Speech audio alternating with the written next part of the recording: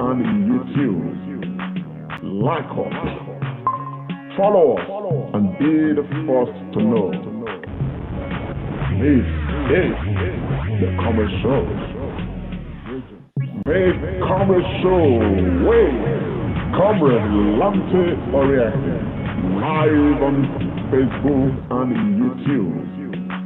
Like us, follow us, and be the first to know. This is the Comrade Show. Make Comrade Show way. Comrade Lante Oriente, live on Facebook and YouTube. Like us, follow us, and be the first to know. This is the Comrade Show. Make Comrade Show way. Comrade Lante Oriente, live on Facebook and YouTube. Like us, follow us, and be the first to know. This is the Comrade Show. Yes, top of this evening to you Nigerians across the world. This is the Comrade Show, and my name is Comrade Lante Oriahi. Today is Tuesday, the 19th of October, 2021. And on the Comrade Show today, we want to be looking at menopause. Yesterday happened to be World Menopause Day. And menopause is a subject matter, one of the subject matters that we hardly talk about in our society. The reason behind this, of course, we're going to try to look at some of these things tonight. But menopause is an issue. It's an issue that many of us have some very narrow opinion about. We classify it as a matter for women. But tonight we're going to be knowing how much this subject matter affects even the men. In the studio tonight we have a professional who's going to be leading us into some of the basic things we need to know about menopause. And of course we actually have another guest who is just like everyday woman in the street, who is not a professional in the medical field, but whose opinion is going to represent what many of us think and many of us want to know. And she's going to be joining me to share her perspective and ask some right questions too, so that the professional in our midst will deal with some of these things. This is one program, if you are watching, that you must share, because one of the major reasons why we are doing this is because we want to demystify some of these things and, of course, make our people more informed. Because whether we like it or not, there are people who are, having issues with menopause, who are suffering different things. Some don't even know that, what is leading to the problems they are having is because of menopause. Some of these information we're going to be doing tonight, and it's important. So please, if you're out there, join us, share this broadcast, and let's make it go round. Before I do, please let me quickly let you know that I have in the house a gynecologist, a professional one at that, one who has put in very many years into service, and of course, an authority in this area. I have in the house Dr. Loretta Oduwari Ogboroko. Dr. Loretta, you're welcome to the studio, please. Thank you very much, Comrade Lanteriahi. It's good to be here.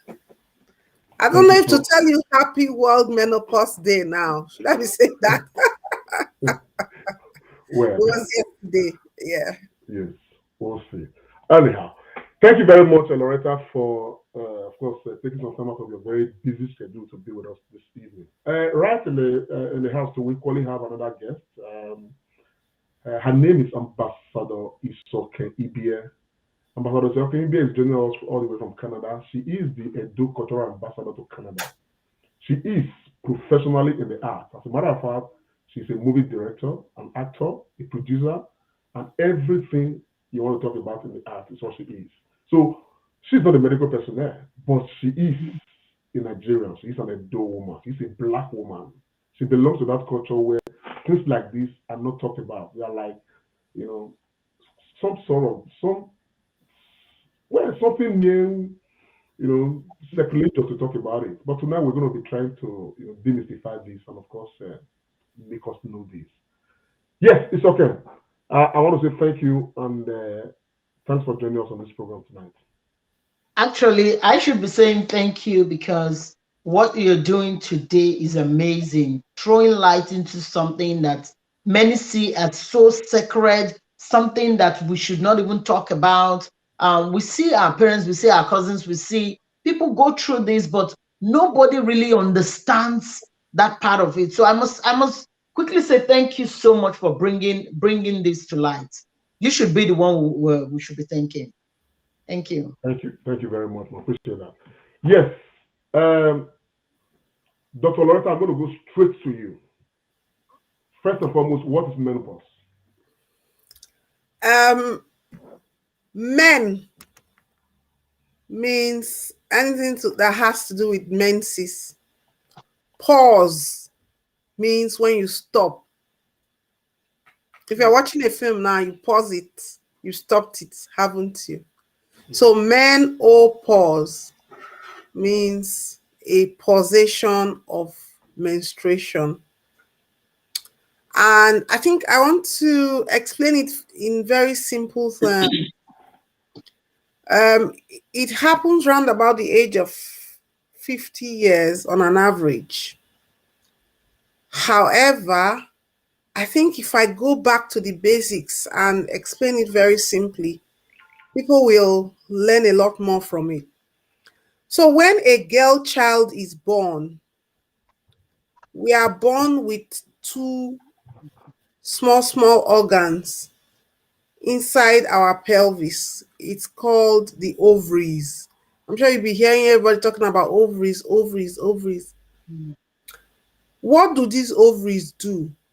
These ovaries are special organs put there by God to release an egg every month from when a girl gets to that age. So when a girl child gets to a certain age of puberty, between the ages of 9 to 13, depending, or even 9 to 16, depending on culture, age, feeding, weight, and all of that, they start to see their period.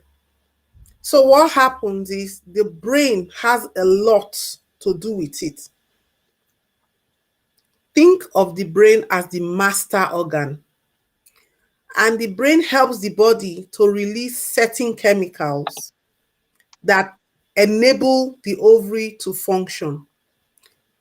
So when we are young, as young girls, the brain begins to tell the ovary, hello, wake up, start to release eggs. But the brain does not have that literal hand to just go and tap the ovary and say, wake up, release her eggs. So what it does, it sends chemical messages or substances into circulation from the pituitary gland that then helps to start waking up the ovaries. When the ovaries wake up, they receive those messages and they start to produce their own hormones, their own chemical messengers or chemical substances. Now, those chemical substances are very, very important. So, when a woman is not pregnant, the main hormone in circulation is what we call estrogen. Listen to me, it's estrogen. But there's another hormone called progesterone. So every month, the brain will send chemical messages and say, ovary, start to prepare to release an egg that will be fertilized by a sperm, and the woman will become pregnant. Every month, nature wants to make a woman pregnant. So the ovary will just start working. It will just start producing estrogen. And that estrogen is such a beautiful hormone. It keeps your skin normal and beautiful, supple, when I say supple, elastic. It makes your blood vessels also elastic. It makes your brain sharp. It protects your bones. It's just responsible for everything. So when it gets to the middle of the month, the ovary will then release that egg. And once it releases that egg, nature is so intelligent. If it has not been fertilized, where that egg came out of, it will start to produce what we call progesterone. That progesterone is supposed to tide you over until the real pregnancy comes in. Don't forget, the body is waiting for a pregnancy. But when the body does not see any pregnancy, because when that progesterone starts happening from the middle, so the first 14 days, the ovary is happily preparing to release its egg. On the 14th day, it releases the egg. So the hormone of the first 14 days, the chemical substance then is estrogen. This nice and beautiful estrogen. On the 14th day, there was no sperm that jammed the egg. So the egg is released, is looking for a sperm, it didn't see. Then where it was released from, another hormone is now being produced there, another chemical substance called progesterone. And that progesterone is another happy hormone. It's just telling the body there will soon be a fertilization. Prepare the womb. Let the womb grow. Let it be padded to receive a pregnancy. If at the end of the next 2 weeks there is no pregnancy, it then gets to a level and it sends what we call another feedback to the brain and says, there's been no pregnancy. And then what happens? The body starts to shed. So that is when you have a menstruation. That shedding, when there is no pregnancy, is when you have a menstruation. So effectively, what I've described is the menstrual cycle, trying to make it's very complex, but I've tried to simplify it. So you find out that the main hormones in a woman is that estrogen and that progesterone. And they are really lovely hormones. This carries on every month, unless you are pregnant. Don't forget, when you were born, that ovary was sharp, it was gingering. As you start to get older, as with all things, the brain is flogging it every month. It's producing its hormones. It will not reach a stage. The brain will flog it and flog it with its other hormones. We call them FSH. It will flog it, follicle stimulating hormone. You can even hear the name, follicle stimulating hormone. So that hormone is supposed to go and flog it.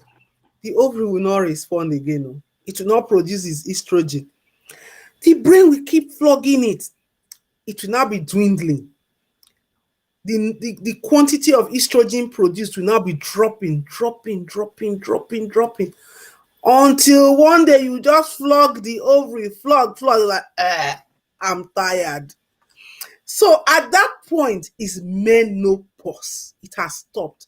But before then, the period around it where the brain is still flogging it, sometimes you say, okay, you want me to do a period.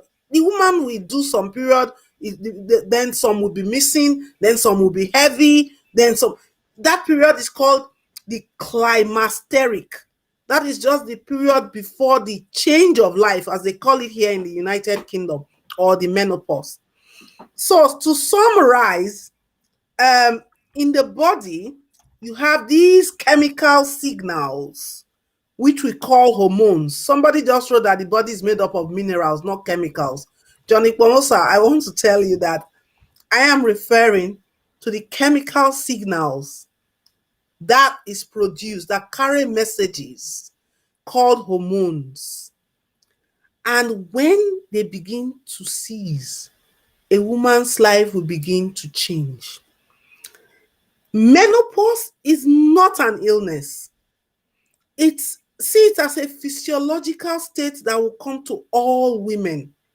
See it as when the ovary will one day get tired. It comes on gradually and then it happens. So that is the sort of definition I've tried to give and to explain. Thank you. A very quick one. Okay. Now, does this happen to every woman? Yes, every woman will have a time when their ovaries will stop producing its regular hormones. Okay, no. Some people will say when it burns out, but the average age is about 50. However, depending on a number of factors, ethnicity, inheritance, your lifestyle, some diseases or medications, the time that all this happens may vary. So you may have what we call premature menopause, early menopause, late menopause. Okay. For just education, when a woman sees her first period in life, a girl child sees her, is called menarche. That's the beginning of periods. And the first periods are not usually regular. If you think back, the first time you had a period, it was not regular. Possibly maybe an egg wasn't released. The same thing when it's ending, menopause is coming on and you're in the climacteric, it starts being irregular. So to answer your question, yes, it does come to all of us at some Okay. point. When you talk about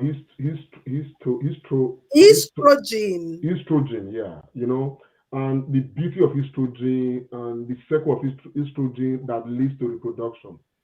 Why? I'm coming to menopause now. I just want to talk about something else, just briefly.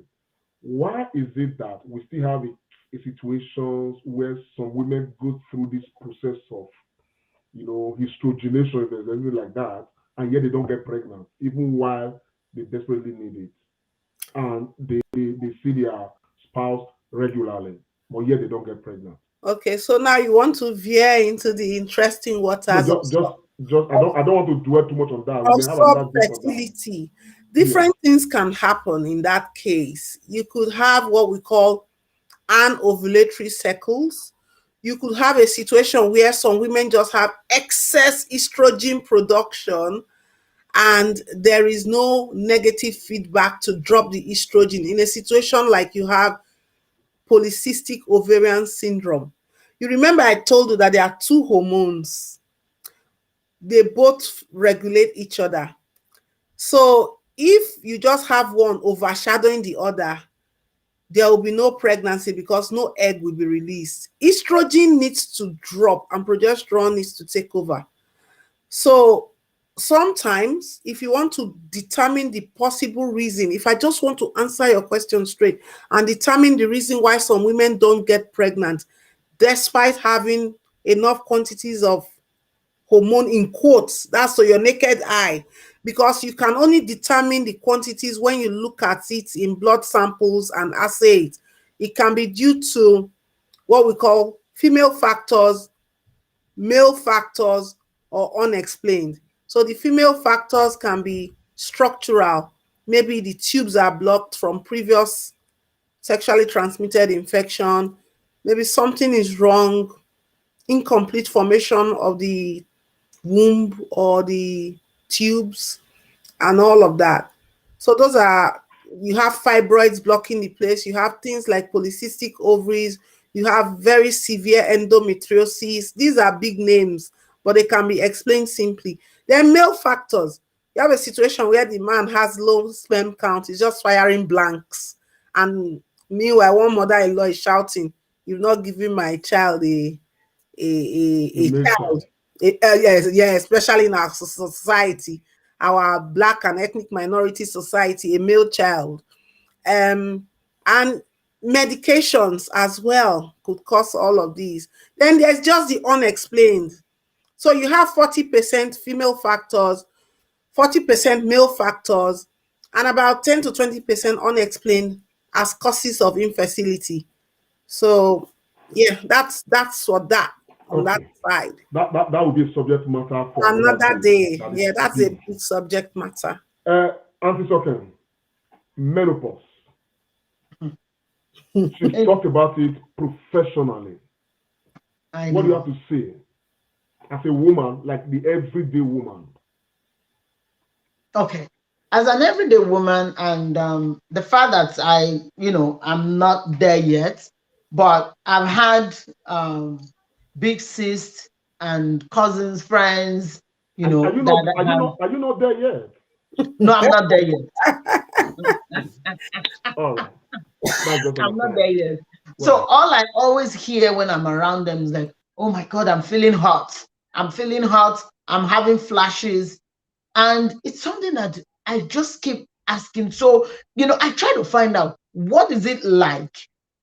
And most times they really can't explain it except to just say, I'm having flashes. No matter how cold it is, once a woman is going through menopause, she might be the only one in that room still sweating and trying to fan herself. That is to tell you the amount of heat that that is inside of her. So that's basically what I know about menopause, and the little bit that I know about menopause. But interestingly, just listening to Dr. Loretta, it's it's something that every female should, like she said in her opening speech, that every female should be working towards it, should prepare for it, should it's something that we need to. You don't need to wait until you are there You know, before you are I'm equipped. actually coming to that. I'm glad you explained your concern just now. Dr. Yes. Loretta, are there issues with menopause itself, like effects to the human body and stuff like that? Do women suffer any kind of thing because as a result of menopause? I want to thank Sister Isoken for what she said. She said it's something that every woman should know about. But I beg to disagree. It's not just every woman, it's every man and every woman. Because even if you are a How? woman, What it concern more inside the matter now? it concerns the men a lot. Because if you're a man, you have a wife, you have a sister, you have a mother, and it's going to affect you no matter how much you think it won't affect you. And I will soon tell you why. And if you're a woman, obviously, it's going to also generally come to us all.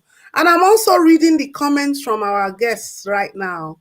And I'm so pleased that they are typing a lot of things and I'm seeing it because it's only buttressing the fact that there are many things that we do not really know about the menopause.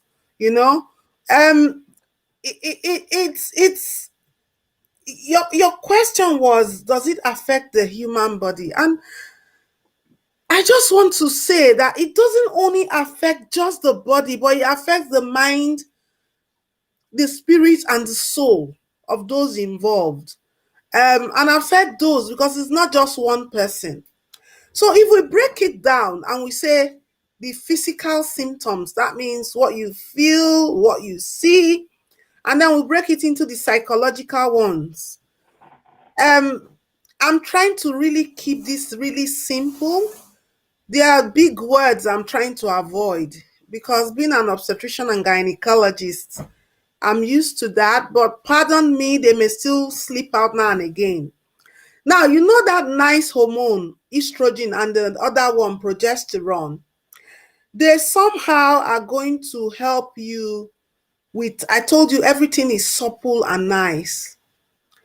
Then they also, with the brain, help you to get what we call vasodilatation, vasoconstriction. So how your body reacts to temperatures and all of that.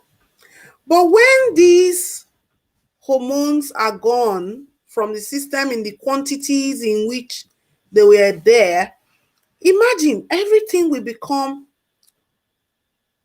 dry. Your blood vessels, your skin will become lax. You will have women having hot flushes, joint pains, vaginal dryness. Everywhere is dry and tight. Loss of libido, mood swings, Night sweats. Women gain weight. No matter how much you are exercising, you are thinking it's not working. Variation in diet. What you used to like, you don't like it anymore. If you sweat a lot at night, guess what? You cannot sleep well. Insomnia. Skin changes. So if you used to use one cream when you were growing up, that cream was nice. As you get into the menopause, the dryness comes on. If you knew and you understood what was going to happen, which is why I must commend Lamte for today's program, you begin to understand that this is when I need some sort of cream that will moisturize my body more. You pay more attention to it. You get stressed for no reason. You become short-tempered, irritability. You are easily tired. You are fatigued. Your eyes are dry. Your bladder, you start having situation where you wee on yourself. You laugh, you wee. You cry, you wee. You jump, you wee. It even stops some who want to exercise from exercising. And sometimes some people can lose their memory. Some people can have itchy skin. I like to be a bit organized. I've said it all now. But you can break it into short term and long term. And you then find out that on the long term, it begins to affect your bedroom health if you've got a partner. And sometimes most men don't understand what is happening. And this is why I say it affects everybody. Then I told you there were the physical symptoms. Then, of course, the psychological ones are the mood swings. You can't explain why you are angry. You become short-tempered. Who bears your short temper? The people closest to you, probably the husband. He doesn't understand why it looks like he's suddenly just irritating you. And you find out that because you don't quite understand what is happening and you've not prepared for it, you begin to feel anxious, depressed, and you think you are alone. But the truth is that you cannot walk alone. You are not the only one made by nature or by God. Everybody suffers this thing. Well, especially in our own social-cultural setting of Black and ethnic minority, we don't talk about these things. So you suffer in silence. Some of them could be tackled. Then you have a situation where, because these same hormones are very protective, they give you protection for your bones. They give your bone proper bone density. When they are withdrawn from circulation, your bones become fragile, friable, and you have easy fractures. You get all these things happening, and you're just wondering, oh God, why? This is when in some communities they say it's a spiritual problem. It's not. It's just the menopause coming on. And I will stop here for now, just so I can answer the questions that people will generate. But also, I must point out that importantly, if your mother had menopause at 40 years of age, please prepare. You may likely have yours early, because we've known that those kind of inheritance can also affect it to an extent. But if your mother had it because of something, maybe was unwell or had cancer, and the woman now had the menopause, that's a different thing. Because I did mention that some treatments and some illnesses could cause early menopause. So these are some of the symptoms that I have listed. And you can find out that even though they are happening to the woman, everybody's going to get affected. Her children, her partner, even at work. There was a woman who I met in this country, in the United Kingdom. I worked with Professor PMS O'Brien. His specialty was the menopause and all things menses. And he was licensed to use some drugs that even the regular doctors couldn't use at the time. And we had a case of a woman who is a firefighter. So she has to wear these firefighting gears that are already hot to go and firefight in a hot fire. You know, these practical things, we don't think about them. Oh. It is us who see these cases that can tell you some of these stories, obviously anonymously. This woman came to her work people and said, look, I am 50. I am not coping. Something is wrong. I'm hot and I can't wear these suits anymore. I used to wear them, but I can't. But obviously, we know that the firefighting department is dominated by men. They couldn't understand what this woman was talking about. All she was saying is that maybe you should try and move me to a place where I don't have to wear these suits, or you can reduce my active in the field service to fewer days. Nobody listened.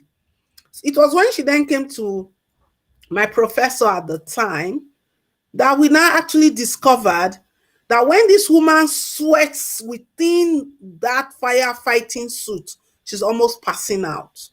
And that was when we now did a letter to the firefighting department to tell them that they had to take action and do something to make her quality of life, those were the exact words, while dispensing her duties for the good of the common people, more bearable.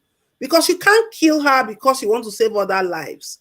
So these things really do affect people, and we should not take it for granted. I've tried to enumerate some of the symptoms, but Some, not even all. some, not all. Uh-oh. Pick up more as we Let go. me quickly go to Auntie Soken. Ambassador Soken. Listening to Dr. Loretta explain, the things she has explained, personally, as a man, I'm troubled. As a married man, I'm seriously worried. Mm. How do you feel? Did you know all of these?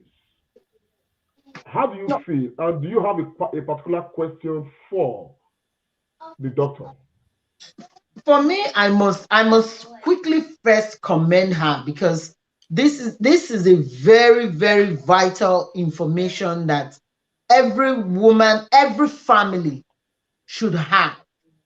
Because like she said, I remember one of my big aunties, we were talking and she was going through it. She comes during the meeting, she's sweating and she's like, oh my god. Well, I'm talking about winter, but she's busy. Open the window, I need to come in. Since everybody's cold, he said, yes, this is what I'm dealing with. That it was a challenge for her husband when it just started, because it's winter, she's feeling hot. She now had to move from the bedroom because poor man can't get, he can't freeze the poor man because you're feeling hot. So something needs to be done. But in a case where we have this information on time, we are equipped. When there is mood swing, the man automatically understands that, oh my god, maybe this is what she's going through. So the man is more accommodating, is more sympathetic, to you and what you're going through at that time, instead of overreacting to everything, even with the children. Because once you're irritated, as a mother, whether we want to really, say the truth or not, we by default we see our children, being affected, because we're irritated at that time and every little thing irritates us. But when the children understand this also, then they know that, this is going on with mom. How can we help her to ease what she's going through at that time? So I must say thank you so much for bringing on this information. But you talked about the estrogen and how, if if the circulation is not properly done, how it can also affect or can lead to infertility and all that. Informations like this, because for us as a people, we pay more attention to fertility because we want every woman to um, to Absolutely. bring forth children to the world. But what about all the other things that we can do to help the process for her, both her body and taking care of herself and knowing what to do? How can we be more proactive as a family, as a woman, especially as a young woman, to be well equipped to know that this is what I need to do? This is what estrogen stands for. How do I do more? How do I take care of myself? How do I begin to even look into the future and prepare myself, even though I am not there yet? Thank you, Sister Isoken. I knew when Lamte said you were coming on that I needed I'll be on the hot seat. You will be doing the questioning for every other woman you come across, because in fairness, you in your profession, you come across a lot of women, and you probably also tomorrow will be able to script a film that would address and raise societal awareness for this. So I'm Yeah. really, really pleased that you are here. You As a matter see, of fact, sorry, ma. As a matter of fact, it's okay. I think we should sit down and look at that critically. yes, I know. yes, because advocacy never ends, you see. Oh, Absolutely. yes. And you people are very strong tools in societal change. Um, so I will answer your question. First of all, I want to say that having a World Menopause Day is apt. It's to raise awareness and to do what Sister Isoken is doing now, which is answering the questions. And she rightly pointed out that in the African community, socioculturally, women are seen as baby making machines. They are fertile, they've used estrogen and progesterone to an advantage, they've had their babies, they've been good in bed for that long, and then this menopause sets in and it's almost like they are dumped. Nobody wants to talk about that. It's almost like, I think that's in essence is what Staisoken is trying to Yeah. ask. Yeah, it's almost like they are dumped. Nobody now really cares.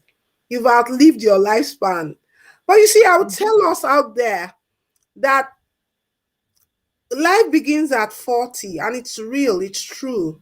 And for most women, they come into their own and own their space after 40, because they're done with childbearing and child raising, and most of them are now becoming um, occupationally, professionally um, enhanced, financially and socioeconomically stronger, and not necessarily subservient to a man's paying the bills.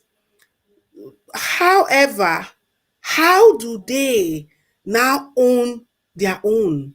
How do they now know that this menopause is a part of their physiological existence, and own it and manage it and make the most of it? And I think that's what we should set out to talk about today. Yes. I would advise that the solution to the menopause starts at the menarche, at the beginning of Mm-hmm. a girl's experience and journey in her reproductive life.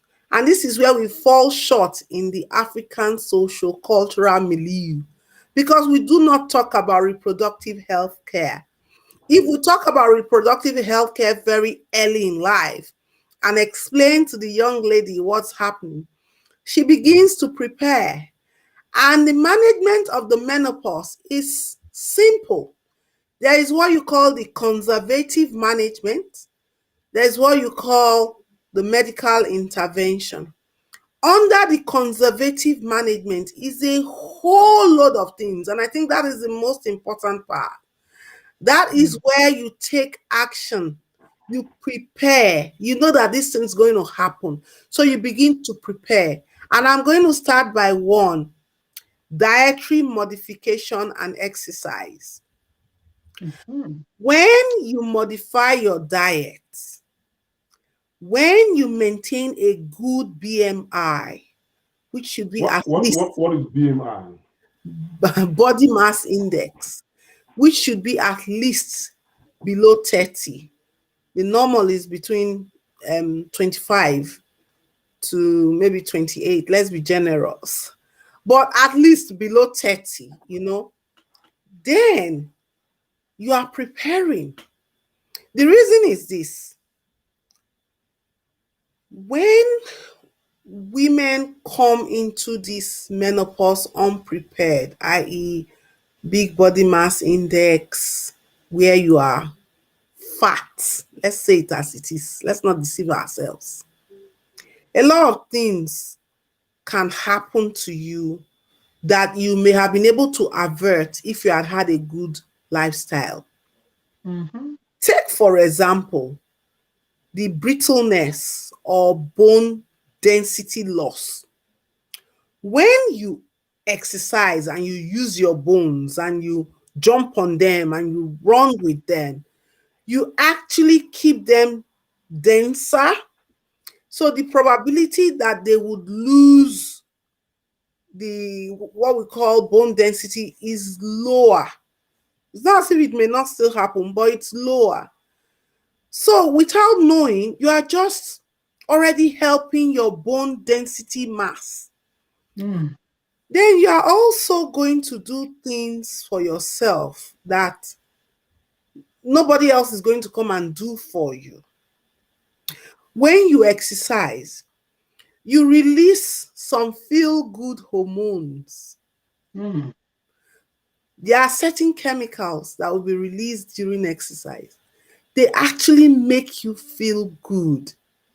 So imagine that because estrogen is going, you are depressed, you are moody. It means that when you exercise, you're actually topping up. Okay? You're actually topping up. And when you are topping up, it means you are balancing your own hormones already. And your feel good hormones are going to cover up for the deficiency that the lack of estrogen would have put forth. You cannot tell me that when you are big, you will maximally enjoy the benefits of exercise. Also, don't forget that when I spoke before, I said everything was elastic and nice. Okay. Mm-hmm. Now that the estrogen is gone, everything is dry as well, and they are stiff, as well as your blood vessels. So you find out that even the heart and the vessels that supply it become stiffer. That is why you find out that most women don't have cardiac arrest until they are postmenopausal. And check, there's Mm. evidence based. So estrogen actually protects you against cardio. It's cardioprotective to an extent. Okay, and your blood vessels are still supple. Mm. So when you keep doing exercise and your heart keeps pumping the blood, your heart is actually keeping the elasticity of the vessels. Mm. You know, everything in medicine is simple if you reason it from first principle. And when you do all this exercise, you have the feel good hormones release, you can sleep better. Your mood swing is helped. Your bone density is helped. Okay? Mm. And again, your mental health is improved. So you also must realize that therefore the reason why I said you prepare for the menopause from when you have your first period is because you adopt this good lifestyle. That's it. If you are smoking, cigarette already has a lot of chemicals in it that will dry your skin, impair your lungs, the CO in it, the tar, and all of that. You're already doing that to your body. Then menopause will come and join. That's double whammy. So they will advise you to stop all bad habits, alcohol, cigarettes, intravenous drug use, smoking weed, all of those things. You need to stop them. And you can't just stop them overnight. You need to gradually start stopping them. So I often tell women that you just start today and decide to start preparing to help yourself through the menopause. I'm still talking Mm. about conservative measures though. Mm-hmm. Then you have to start telling the people around you, have these discussions. When we are menopausal, we sweat a lot.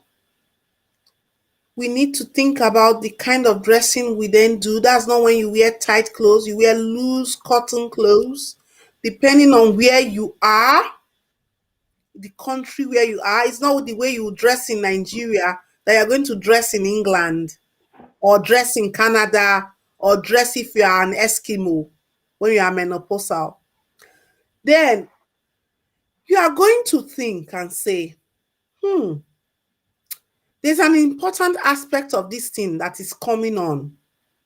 If you're in a stable relationship, if you are married, I need to let my spouse know. We need to Mhm. discuss it. I Yeah. know that when I become menopausal, everything will not be as elastic and nice as we used to be. So you come straight to the sexual libido and sexual satisfaction part of things. You are going to tell your partner and have this discussion. We should be having this discussion. No, That so, is not. sorry. This is getting it. I just a quick one. This one is interesting, man. When a woman is menopausal, does she still enjoy love making? Is it Oh, still yes. Oh, yes. I told you that life begins at 40. At 40. But what happens is you need to then realize that when you come home and you want to do all those your quickie sexual engagement, this is no longer the time to do that. This is when you actually pet your woman. This is when foreplay becomes important. This is when you should send those text messages ahead of before you get home. This is when, if you are the flower buying type, you should buy them and send. You know, this is when I you think need. sorry, I think I begin to see the reason why many of our fathers married many wives. Because Okuragari as a menopause in there. I mean, for our own belief, a man, what those products, any time be. If the woman is no longer, No, coming, no, Lamte. we Let want me to get let me another one. explain something to you. If you think that menopause is an excuse to dump your old wife and pick a young girl, No. I think from what you have just said, if a woman is menopausal, a man needs to not painstakingly follow the process before intercourse. Now, yes, for our fathers, they didn't have that time. Binary, yo. yeah, but there were still men that time who had one wife and who were happy with their one wife. How did they do it? Well, but I think I'm talking of the majority. I mean, we have very many cases No, of. if you think about it, many of them got married to these women even before the women became Yeah. menopausal. And much younger too, because Yes, when yes, you think back, the and But way that, the men used to I don't want to marry. I don't want to derail you. Somebody asked a question earlier, and I want you to tie it to. I mean, while you are still explaining what you are explaining, to tie it to this one I'm going to ask now. And the question was from Okukoni. I put this question up, and it says, "What can be done if a woman finds herself in this situation, especially the premature menopause?" That is one. Now, tie it to women who are already menopausal and they actually don't know, they are not managing it properly. What should they be so, doing from today? so premature menopause is a medical condition. You remember when I said menopause is not an illness, but you could tag premature menopause before 40, or before the age of 50 in some cases, depends, as something that requires urgent medical attention. Premature menopause can be caused by illnesses, medications, or operations.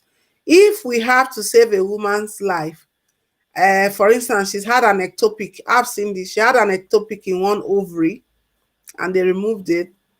And then, unfortunately, she then had a cancer of the ovary very early in life, which was unusual, and the other ovary had to be removed. She has automatically entered the premature menopause.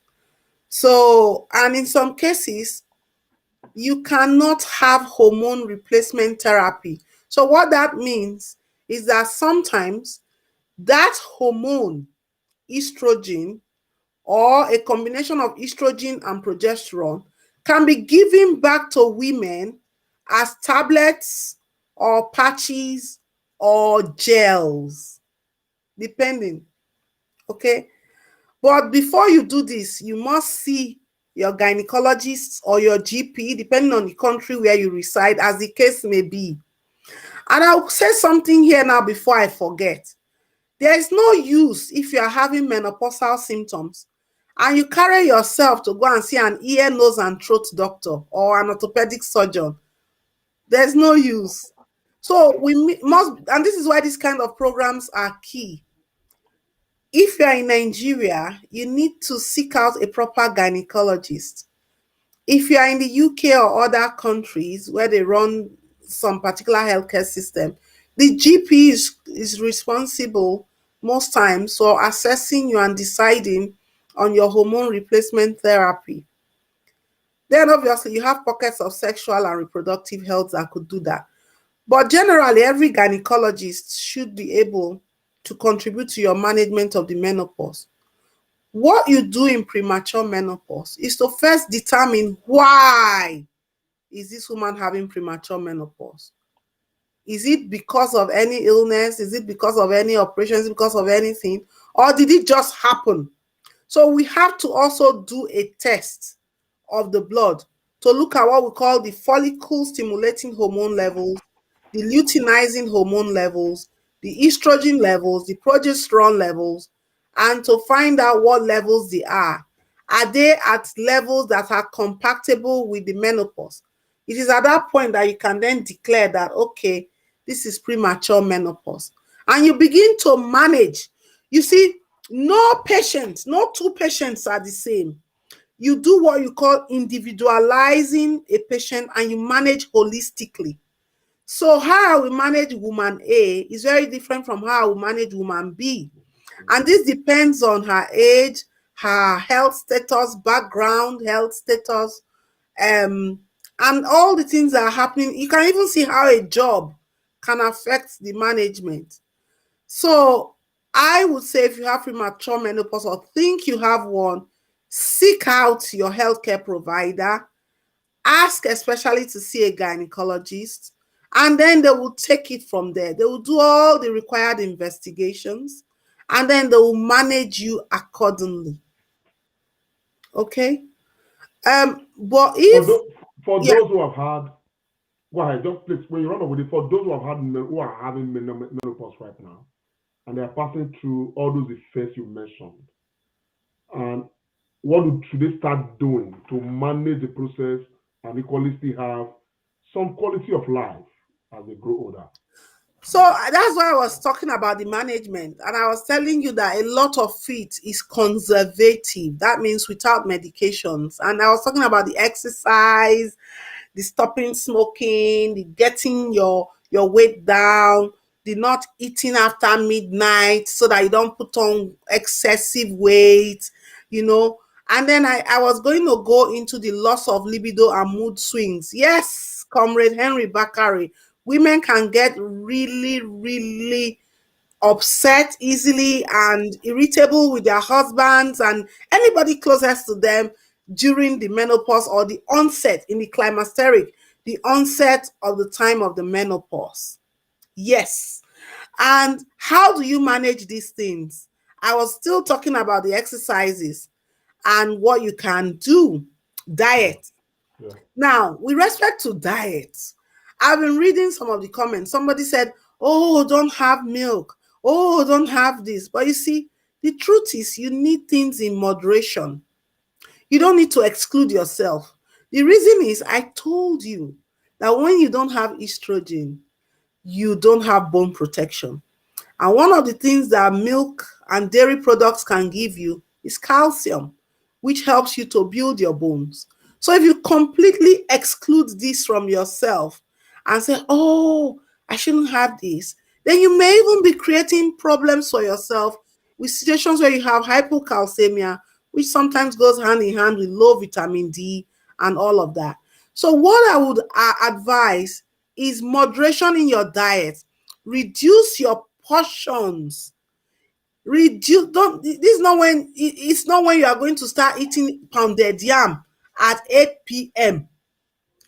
Try and get yourself good sleep.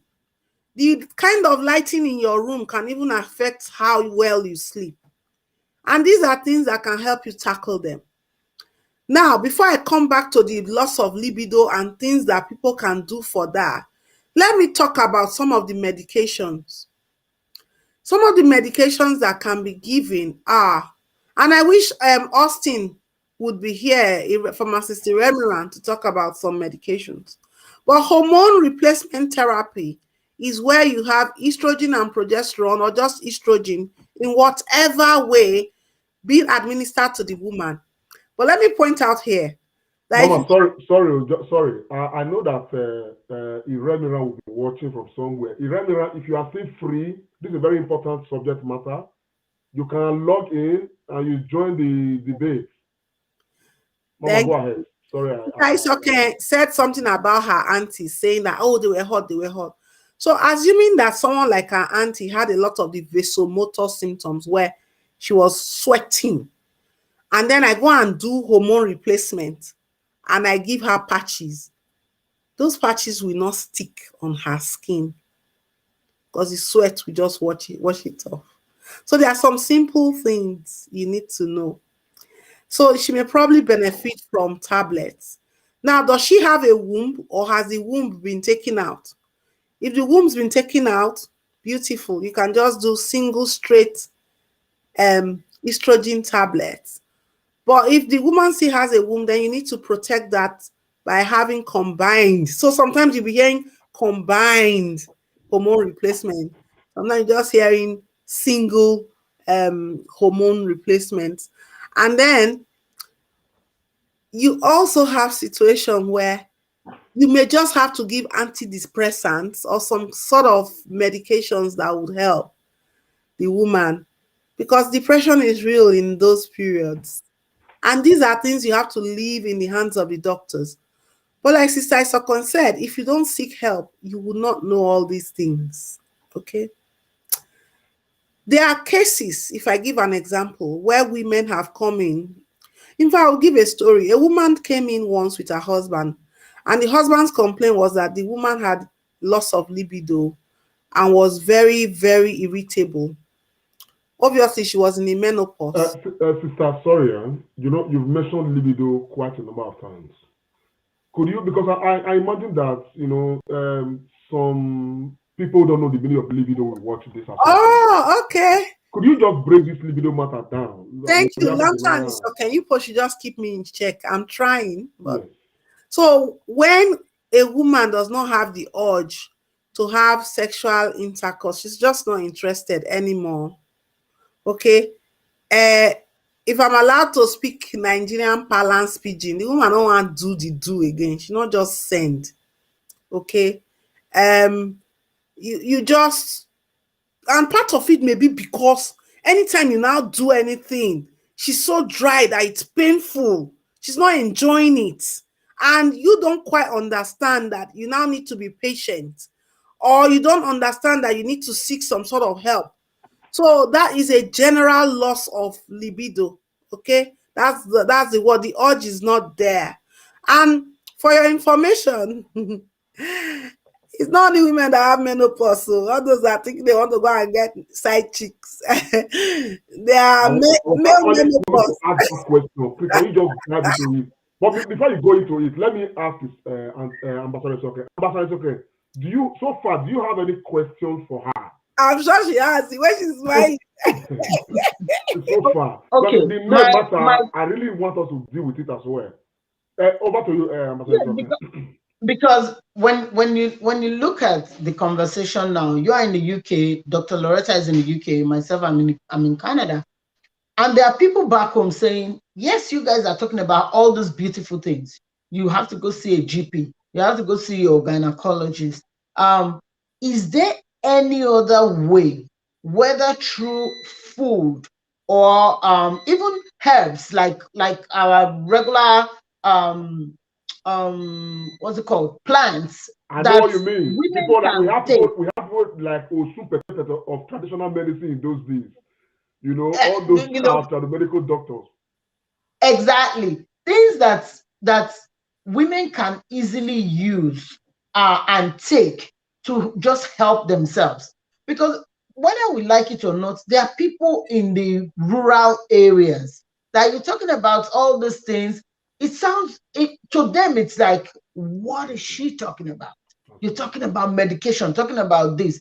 But just maybe if there's a way we can say, okay, you know what, there this kind of food, this kind of, maybe ugu leaf, things like that. Things like that that people can easily just take home.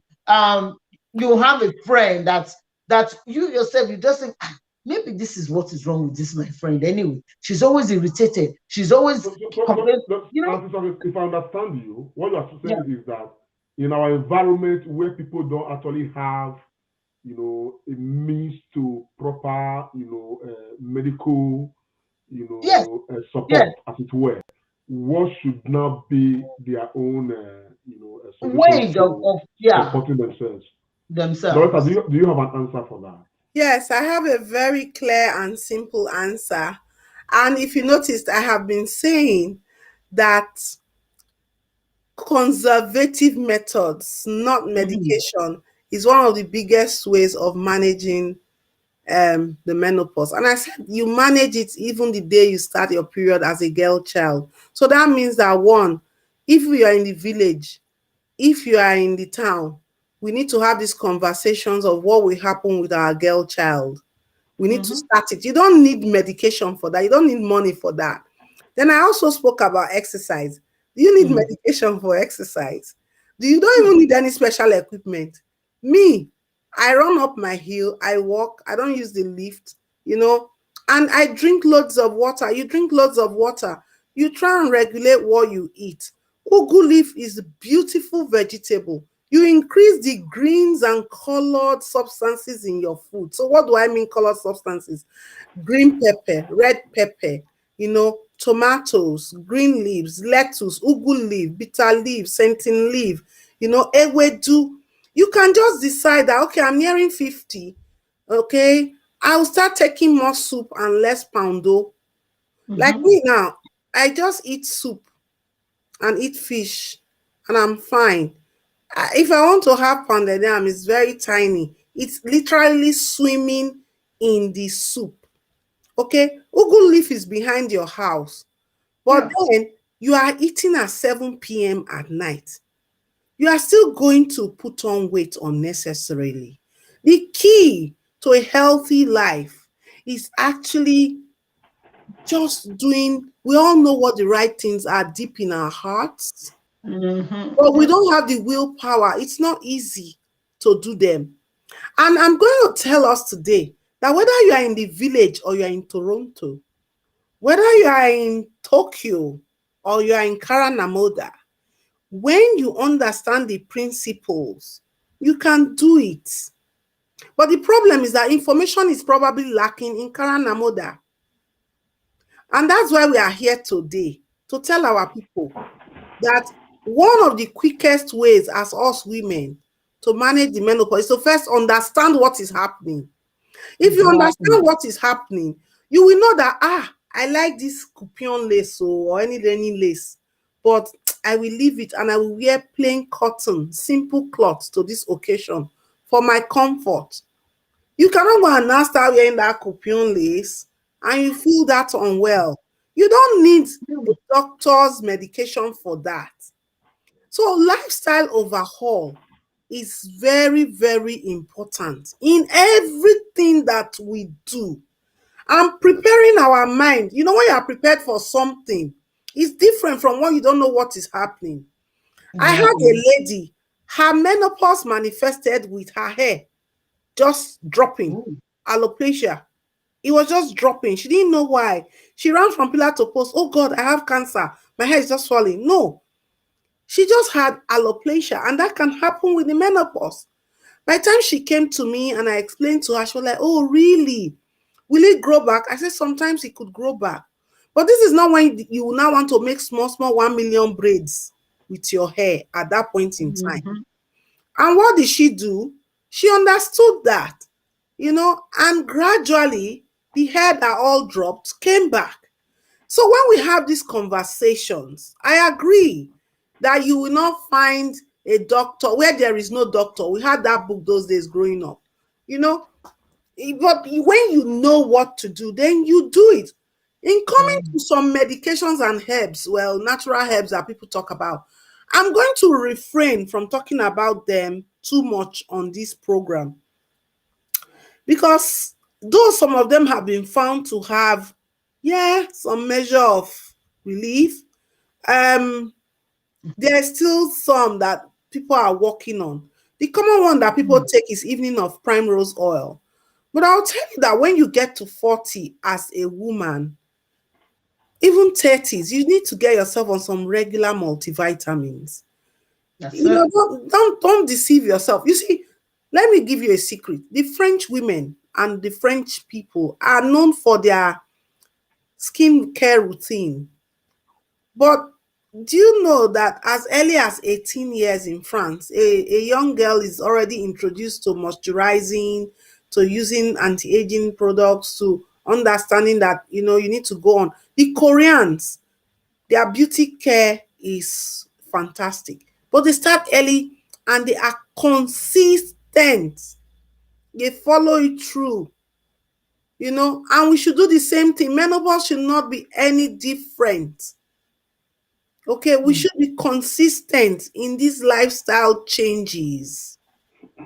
If we have access to doctors, we should use them. And this is when you must have all your well women checks. You know, when you must have the pap smear, if you have your mammogram, this is if you have the facilities. Okay, you must have all of these things. Because sometimes I find women here, black and ethnic minority women here, data is showing that we are still the ones who have the least uptake for our smears to be regular and for us to engage with the system. Why? Even where we have the facilities, we are not using it. Why? I know it's not easy for you to just carry yourself to a doctor and say, oh, come and be examined, but the facilities are there. So use it. And where there is no doctor, or where there are no facilities, I am now telling you, take me anywhere, take it to the bank. Okay? Update your diet with your natural herbs and leaves in your place. Just your normal edika income, black soup, and reduce your carbohydrates. Okay? Now, I want to talk specifically about the bladder. The bladder, too, when the estrogen goes, the bladder does not stretch to accommodate that much. You know that, imagine the bladder is a small stretchable Which container. bladder are you talking about? Because we need to understand. Is it the bladder Urinary, for peace? the urinary bladder, the bladder for For peace peace. Okay. inside us as women. So it's like this. When you have estrogen, everything is stretchy. So as peace is entering, it's stretching, it's getting bigger, it's getting bigger. You know, it's holding the peace. Okay, it gets bigger, it holds it. But when there is no estrogen and everywhere is dry, anything enters the bladder starts being irritable. It's not able to stretch as well. And then you have leaks, you have leaks, you have leaks. How do you tackle these kind of things? Pelvic floor exercises. And it is simple. How do you do pelvic floor exercises? How you do it is to pretend as if you are holding back wee wee. You know, when peace is catching you, you pretend as if you are holding it back. You do that quickly for about, I think, is it 20 of them quickly, then you relax, then you go again. That will firm your muscles. Okay? That will help you to train your bladder to hold back wee wee and to train the muscles. It's like when you carry weight as well and you train those muscles. That will help you control your sphincter. But in some extreme cases, medications may be needed. But every woman who is already 40, let me tell you the truth, and you're not doing pelvic floor exercises, I don't know, I would say you are missing out. Because even in the other room department, if you know how to do your pelvic floor exercises, you get Yes. blank checks. This is very important too. Everyone should believe it. Pelvic floor exercise very important. Now, in the other room, let's talk a bit about the other room. Okay. Yes. Does the other room, help women? The frequency of the other room, does it help women manage menopause, particularly It, when they have not started? it does. It does if you do it right. And Lante, it's What quite, do you mean, right? yeah, I will explain now, but I just want to say what crossed my mind. It's quite interesting to see you're not talking about those states, you're talking about the other room today. It's okay, Abby? And those the other room, The everybody's other involved in the room matter. in Edo State, Abby. Another The other room state, in yeah. Edo State. The other room, state, yeah. Yes, it If does. you are there, you are listening. The other room, actually, what we're referring here actually just means sexual intercourse between the man and the woman. Yes. Anyway, the other room, Yeah, very yes, it simple. does. Yes, it does. How does it? And why do I say when you do it right? When you do it right. So I'll come back to this again. When the menopause is beginning, first of all, in that area of the climacteric, and that can vary for different women. That could be 1 year for some women, it could be 5 years, it could be 2 years. It's not really predictable where the periods will just become erratic. You see period this month, you won't see next month, or you see this month, you won't see for 2 months, and when it comes, it's just so heavy, you know. And this keeps on going on and off until gradually it now stops. Even very heavy periods can be a problem. And this is where, if you do have access to your doctors, you should go and see them so that they will investigate you. Because very heavy periods, even if you've still been seeing your period regularly, over the age of 40, sometimes 45, needs to be examined. And we may need to take a little sample from the lining of your womb. We may need to do an ultrasound scan to check that there are no fibroids. And we African women, we suffer from fibroids a lot. And when we've excluded all of these, we can then give you some maybe the special hormone impregnated coil. By coil, I mean what you fix through the neck of the womb into the body of the womb that sits there as a contraception, and it also helps to reduce the periods. Okay. Um, because when a woman, I've seen a woman whose periods became very heavy, and her complaint was that the period is so heavy, she doesn't have time to space to have any sexual intercourse. It's that heavy. So she wanted a solution to that.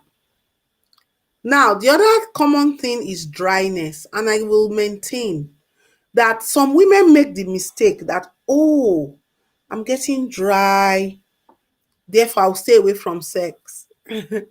That's a mistake because you need something to keep dilating and working in that area now and again to keep it in a state of proper use. But you then need some help. And the first help is from the man understanding that I cannot rush things. I need to give time for the body to acclimatize and produce its lubrication. Because for most women, sex is in their brain. That's why if a woman is not interested, you can be doing what you're doing and she's reading newspaper. She's not bothered. Okay. Sex is in the brain to get her to engage. Then you may also need some help with lubricants or what we call topical estrogen. Topical estrogen means that there is estrogen. Don't forget that estrogen is that hormone the ovary produces that Yeah, keeps the chemical fine substance. one. Yes, keeps everything nice and supple, stretchy. So that hormone, God has given man and when I say man, I mean men and women combined, the knowledge to create that hormone now and put it in either cream or tablets that are insertable, and you can use that depending, but you must get the prescription from a doctor and it must be dispensed by people like pharmacist Austin. Yeah. In some countries, people could go and just get it over the counter. But what you do is that you then use that, and you must be checked to make sure it's okay for you. Okay, before you start using any of these things. Now, the other thing is So simple lubricant. is water not okay? No, water is not okay. Water is not sliding per se. It may help at the beginning, but if you're very dry, no.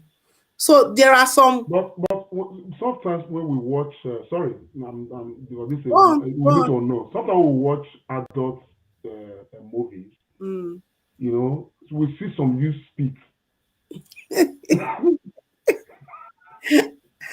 That will only help for the moment. You need some. That would only help for the moment. You can use spit, yeah. If that helps floats your boat, why not? At the same, Maybe I want to say of your please, you need lubricants, but the kind of lubricants you need are the water-based lubricants, not the one that would irritate you. Okay, and there are some names I will mention here. I'm not particularly disclaimer and conflict of interest resolution. I am not one of the makers of those. I just want to help my fellow women today. I think silk is water-based lubricant, okay? And that is really, really nice for some women. And then you have Yes. Yes is another water-based okay, lubricant. Sister Loretta, And so I won't forget. This is very important information you are teaching. I'm asking the question because I want us to know. yeah, Yusuf is asking if normal cream, just no, maybe like Vaseline and all that those can things. cause irritation. Okay. That's why I am telling you now that you do need water-based lubricants. You may have been using Vaseline and getting away with it. Some people are more sensitive than others. But Yeah. don't forget that the skin down there is really sensitive and it has a particular pH. pH is the environment in which things grow in there that is needed for it to be all right. Okay. If you go and alter that pH with creams and um Speed and ah water. creams and different things, sitting over kayamata, all those things, you then find that, in fact, I'm writing an article now that I'm liberating at the end of this month, and it's talking to this. You know, you then find out that you alter the pH there. You find out that things that shouldn't be growing inside there are now growing in there. You have more yeast, you have bacterial vaginosis, you have all sorts of things. And the dryness, If I must understand you right, based on the subject matter you've been discussing since, some of these things can actually have a prolonged effect on menopause when the time comes. yes, they can. Because if you are young now, and you are sitting on top of hot water, you are steaming your vagina. Let me tell women today, let me just use this opportunity to plead with them. Okay? Because on this side, I do sexology for clients who can pay. Okay? And sexology is strictly discussion of performance in the other room and what to do to enhance it. Okay? Please, women, and as a gynecologist, I will tell you the best thing for your vagina is simple, clean water. Regular hygiene with simple, clean water. The most you can do is to use something like Femme Fresh for just the around, not inside. What I see these days is that women will sit on top of steam. It's okay. I don't know if you have seen them. They will say they are steaming their vagina. They will have kayamata. They will have all sorts of things that they stick in there. Sister, Honestly, now that you are that saying this, wait, Lante, I don't want to go miss ahead. my line of thought, Go my ahead. dear. What that does is that it dries the skin of the vagina. When the skin of the vagina has rugae, if you've seen it before, it has what we call rugae, like folds, that allows it to stretch. So when you now dry the skin of the vagina, at that initial period, you think you are doing yourself a good service. The man will be saying, oh, it's tight, it's tight. But I'm now telling you today, with all my scientific knowledge and evidence base, that all those things are temporary and can be damaging. The best thing you can do for yourself, eh, if you want to get blank check from any man, is to go and enhance your pelvic floor exercises. Sorry, That Mr. will Abon. Somebody actually, was asking what is pelvic floor I exercise. described you, that person is a latecomer. I've told you that it is, you do your yoga, yes, all of this, but it is when you pretend like you are holding back urine. Piss, they catch you. You want peace, but you don't want peace, the peace. As a woman, you dey hold the peace back. Those muscles that you are using to hold the peace back is what you are squeezing, and that's pelvic floor exercises. You can do it anywhere. I'm doing one now as I'm sat here. Nobody knows what you are doing, okay? That's And it. that will firm the muscle. The muscle, just like when you go to carry weight, the muscle will now hypertrophy. You have control of your muscle, and that will tighten things properly. Don't go and strip your skin of the natural moisturization and alter the pH in the Yeah. name of sitting over, steaming of vagina, kaya matter, using of rods and things that you stick inside. Those things are short-term things that when you go into the menopause, they will worsen your menopause for you. Ooh. Okay, sister, Yeah. I mean, apparently, it shows that, this department of the other room is very key and very important. That's Oh Now, why I yeah. said in the what beginning. Oh what yeah. do you say? What do you say to women? I remember when I was growing up, when I was much younger, and not wearing anything. We hear women say that, alone. Honestly, let me explain. Sister, it's okay. When you want to, when you are preparing your snails, please tell us how you wash the snail. Is Sister You it's something like that. you use alum to wash. So, Why? Because you want to take out those sliming okay, components around the excellent. alum. And when you So use the alum, how does the snail now feel? the snail is thoroughly washed with alum, you see it feels it's dry. How do they hear? Yeah, it looks, yeah, But they want yeah. to do alone. Yeah, maybe they actually Mm. want to be tight. Yeah, but But that's what I'm trying to explain. That It's nature, a temporary thing. exactly, nature and God made Mhm. that place that The way way it is. for a reason. Okay? Sorry, ma, sorry. But we need to get this thing clear. Or remedy, remedy on the boom. No, the saying that the tighter the better doesn't really hold water here. Let me tell you that sexual pleasure, okay, I will quote one of my professors today and I will modify the quotes. Professor A.E. Ore taught me in University of Benin Medical School. And he came to class one day and said that sexual pleasure does not depend on the size of the phallus. That means the size of the penis. But rather, it depends on the method of the operator.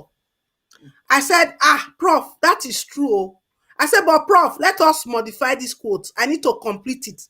I said, sexual pleasure does not depend on the size of the phallus or the size of the penis, but rather it depends on the method of the operator and the operatee. And Prof said, oh, that's a good way to it now. So what am I saying? What I'm saying here is nature has fashioned that place for a purpose, for your enjoyment and for your reproduction. It gave the place, what do they call it? Folds. It's called ruge. Then, when a woman is stimulated, you are supposed to liberate certain lubricants, which are slimy. Okay? Then, it also made sure that the pH of that place keeps it moist and warm. Now, you carry alum, like Sister Isoken described just now, and you are washing it away. You are only making the skin inside dry, all our kaka. And then when the man goes in, a temporary measure, it is dry. Ask these women the truth. All these women washing with alum. The man is enjoying the dryness or the tightness, but they are suffering in silence. They are dying there inside, though.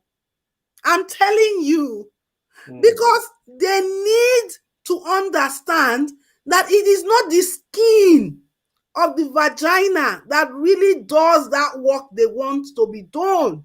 It is the muscle. Look at my hand. My hand is squeezing. See, I'm squeezing against this. You must employ those muscles to squeeze. And when you master that art, there's a time that when you use it, I'm telling you, the man will give you a blank check. You want to buy anything you want. Okay, sister, thank you very much for that. This one is a common one, but we really want our people to understand a lot more. We have men who abhor, using their tongue in that department. So I Yeah. don't believe you were or they poisonous, Yeah. Yeah. Now, how healthy is the use of the tongue for the inner room? I mean, for the other room matter. For the inner space. Yes. Okay. When I was in medical school, my teacher then, Dr. Ugbeye, he was an orthopedic surgeon, or he is an orthopedic surgeon. Sorry, he is an orthopedic surgeon. He was teaching about dirty wounds. Dirty. That's the wound, dirty. And you know the dirtiest wound known to man? Teeth bite. Teeth bite. Okay. It is the dirtiest wound. So what I'm going to tell you now is that for a clean, normal, everyday woman, your mouth is dirtier than the vagina. I'm telling you. Is that what you are telling me? Yes. Take it to the bank. For a clean, normal, healthy woman who takes just the average hygiene care, your mouth is dirtier than that vagina. Okay? But if you have obviously a dirty woman who does not concern herself much with her hygiene, then that's a problem. But the issue of using your mouth in the lower space or cunnilingus is entirely up to you and what you and your partner prefer in the other room department. I will not. Otherwise, it is healthy if you want to do it. Of course, if you want to do it, it's okay. But obviously, those who do it are also at a risk of oral cancer because of something called HPV, which can be there, but which can also live in your mouth. No, this one is very important. So that it is good people that want to. Now I agree. Everything has its up and down. Everything has its just said good question. Miss Terry is very interested in this matter. Now we're talking of mouth cancer as a result of HPV. Could you explain this importantly? Because when you say it can equally be in the mouth, which means that the mouth can actually equally give the cancer to lower department. Yes. Or the lower department can give the mouth. Yes, it can. It can be either way. Yes. Human papilloma virus. How people who love it, people want to try it. How do they play it safe so that they can avoid the risk of HPV? I would say that having a steady sexual partner is one way to a long life if they are faithful. But being faithful in sexual health or in the real world is quite challenging for human beings, us as human beings.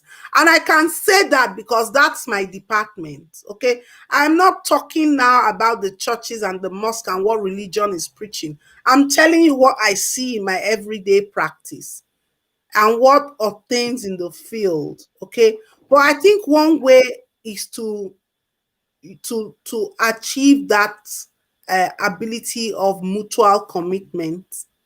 That way you are less of a hazard. And then what do you want to do in the other room is then entirely up to you. Do you want to explore? What do you want to do is entirely up to you.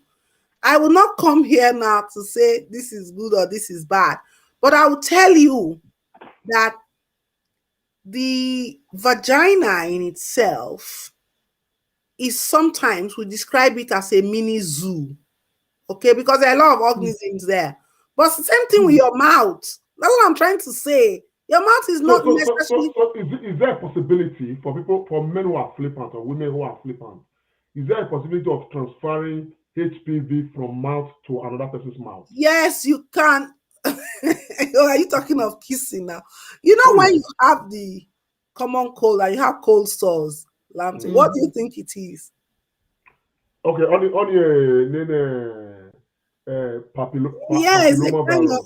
it's a kind of, it could be herpes. It could yeah, but that's it. It depends on where it is. That's what I'm saying. You have HPV type 1, type 2. So herpes simplex is also there. Don't forget that you still have. You're talking about water there inside. Yeah, sometimes, yes. You know the finish now. Yeah, but that's what I'm saying. You can still have it down below. There are different types, classification of it.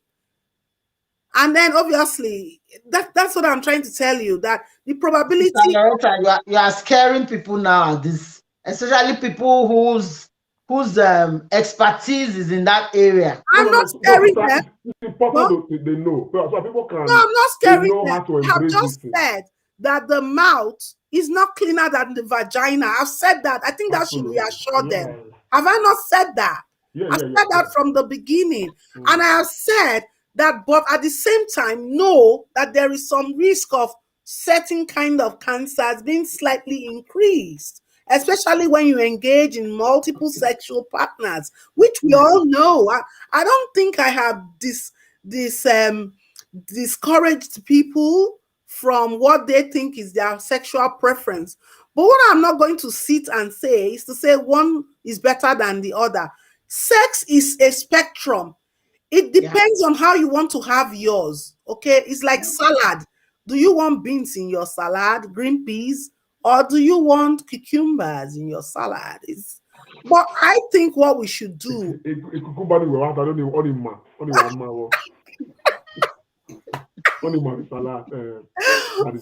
God! Anyway. What I want to say is that as you get older, as an individual, and especially as a woman, you should now begin to find the kind of sexual appetite that you are comfortable with. Okay. Yeah. I think for some women, they may just want somebody that will say, Igbo, Igbo, Igbo. That's what they enjoy. For others, a little movement, makes it, yeah. Lastly, on this department, before I go to the men's matter, so that we can quickly try to round off on this department.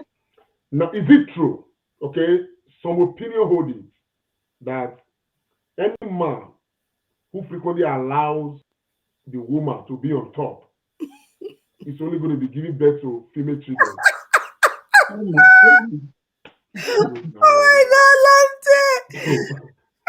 God, have you heard this before? Okay, so tell me the one you heard about the choice of sex. Let me answer them together, because No, the thing is, what you just said, I've heard that before.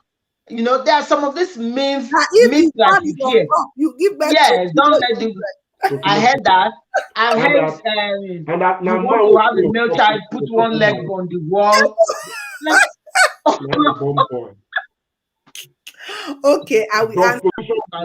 Okay, I will answer. But before I answer, I just saw a question that said that when people hold back urine, that it increases their chances of having a water infection. Now, I'm not saying that you should hold back urine when you want to wee-wee. Okay, I am saying that the action of the muscle that you will do is like holding back urine. So if you want to do your pelvic floor exercises, by all means, you can go and urinate first and go and do your exercises. Okay, I'm doing my exercises right here now as I'm speaking to you, but I don't feel like weaving. You can Google them. It's called Kegel exercises. Okay, and you do them for life. They help your pelvic floor, and they help you. Another thing, I do pole dancing. If you want to help your pelvic floor, you can do pole dancing. It helps. Any core exercise that builds your core. Yes, yoga, Pilates, all of those things. Pick them up. By all means, they help. Now, that's an aside. I just want to answer that question. Now, Lamte, sorry, what was your last question? The position where you. Yes, doesn't matter. I thought you were the idea that say, if somebody wants to avoid, if you don't get one or two female children, you want to have male children, be on top. Don't allow the mother to be on top. Let me dispel the rumor that having a female or a male child has absolutely nothing to do with the position of who during sexual intercourse. Okay. Regular sex helps the heart, yes, because when you have sex, I call it sexercise. Okay. When you have sex, you are making your heart work. It pounds, it pumps blood. It's good exercise. That's why you find that people with a weak heart can just have cardiac arrest during intercourse. During it. And please, all these men, let me advise you people that have raised blood pressure, heart problems, and you go to people to go and start buying Viagra over the counter without taking cognizance of your medical state. It's not good. Check out your medical state first. Seek help before you just start swallowing different pills. And also, don't be deceived. Nobody can do sexual exercise for 15 minutes like you watch in all those adult movies. All those things are being acted. I'm coming to that department with my sister. You know, Don't go and kill your menopausal wife and say, hey, I need to have sex for 15 minutes. Those ones now film, I beg. Then they do cuts, then they'll continue in case I don't know. It's okay, please tell us, you are the film producer. It's okay. Somebody said once to me, he said, that when I climax and have orgasm, this was a young boy. Sorry, I'm deviating. It's not many like the one I've been seeing in the blue films. Try. You're gonna kill himself. I told him, I said the average orgasm volume of semen is less than 5 mils sometimes. You know, it depends on all the additional prostate glands, juices, and things added on. So please, it's okay. Let me tell our people, adult films are films. But you see, that's the part sorry, that just before you come on, because you often hear, na 2 minutes man, na 1 minute man. How many minutes have women decided? Say, now be waiting men go dey. I mean, what is their general decision? Say that you do. I'm surprised to hear from you saying that 15 minutes, men they not go kill themselves. And so I just say, no man at 1 minute man. Is it not the same women that's creating the problem for the men, some of them who are, how many minutes did the normal regular this thing?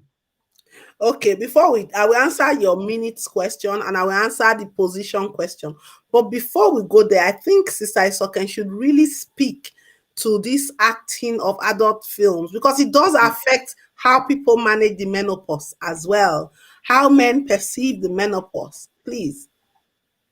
So I would just like to quickly say Tell them how films are made. when you sit down at the comfort of your home and you see somebody doing any kind of exercise or putting up any kind of dramatic performance, we need to understand that it is a performance, which means that person is acting. And when you're acting for film, what can happen is you take a shot and we can say cut. So when we cut, we now take another one. And during editing is when we put everything together and then make everything look like a continuous activity. So please, like Dr. Loretta has said, my own personal advice would be do it to the best of your ability. It is not a competition. Don't go do it as if, because this person said they could do 15 minutes. You're not there. It might just be bragging that we do. And moreover, you watch adult movies. It is movies, please. It is not a reality. Thank you. I think it's important we hear this from women. You know, Thank you. Professionals like you.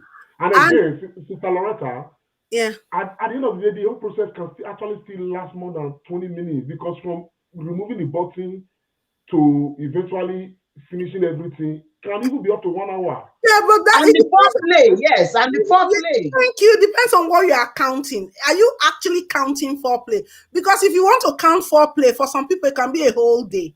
Okay, yes. If you want to count that, only the no, because it's possible. You are going to work in the morning and I whisper something in your ear. The matter has started. You know, it can be a whole day. But the actual coitus, where you insert in some cases, you insert the penis into the vagina, or you put your mouth on the penis, and then you achieve an orgasm. or one person achieve an orgasm. Most times, two people don't even achieve it. They're all lying. All those films you're watching, you know, it's nothing. The average is about 5 to 5.5 minutes. The average. So when you, and I've seen many women before, you know, they just come and they are talking. I'm just looking at them like, you know, really crazy people. And I must say here that your first question, and I want to thank you, Sister Isoken, for that explanation. Your first question about the position and having children, male child, female child, please let it be known today that if your wife has a girl or a boy child, you as a man are responsible for the donation, or rather the contribution of the, the Y chromosome. You are the one that makes your wife either have a boy or a girl. It does not depend on the position you are in. I think that people should do what is they are comfortable with and what gives them satisfaction. Okay? If you and some men say, woman will not be on top of me, and she's taking control of their life or this and that. You know, all of these things may just be cultural and in your brain. Some women will probably enjoy it more because they are in control and they know the part of their body they want to stimulate. But why don't we just swap now and again? Okay, you are on top today. Okay, tomorrow the other person is on top. Next tomorrow, you know why? Yeah, but you know, sometimes, you know, that one process for 1 minute, 2 minutes, man. And I don't know how to swap. Or that one time you need or really. Okay, now let me address this your 1 minute, 2 minutes men thing. I jokingly made mention of a male menopause earlier. Yes. It doesn't really mean that the level of testosterone just drops in men. No, it's just that gradually as men age as well, there's a subtle decline. They put on weight around their tummies, their performance become reduced. They may have other attending illnesses, are taking some medication. They start to probably have erectile dysfunction. Okay. And obviously, there are some young men, they just have erectile dysfunction. They may not know why. It may even be because of the medicines they are taking. Diabetes can cause erectile dysfunction if not properly managed. Okay. And all of these things may just happen. So if that is the issue, you need to also go and seek help. And the first person to seek help from is your partner. Okay. And then you can go to a medical personnel. The person who will also help you is your partner. There are some women, they are very, very good. Okay. They find out the best parts of their partner, of their husband or their boyfriend or their that can be stimulated and that can help. And women who have mastered the act of pelvic floor exercises can actually use it to also aid their partners.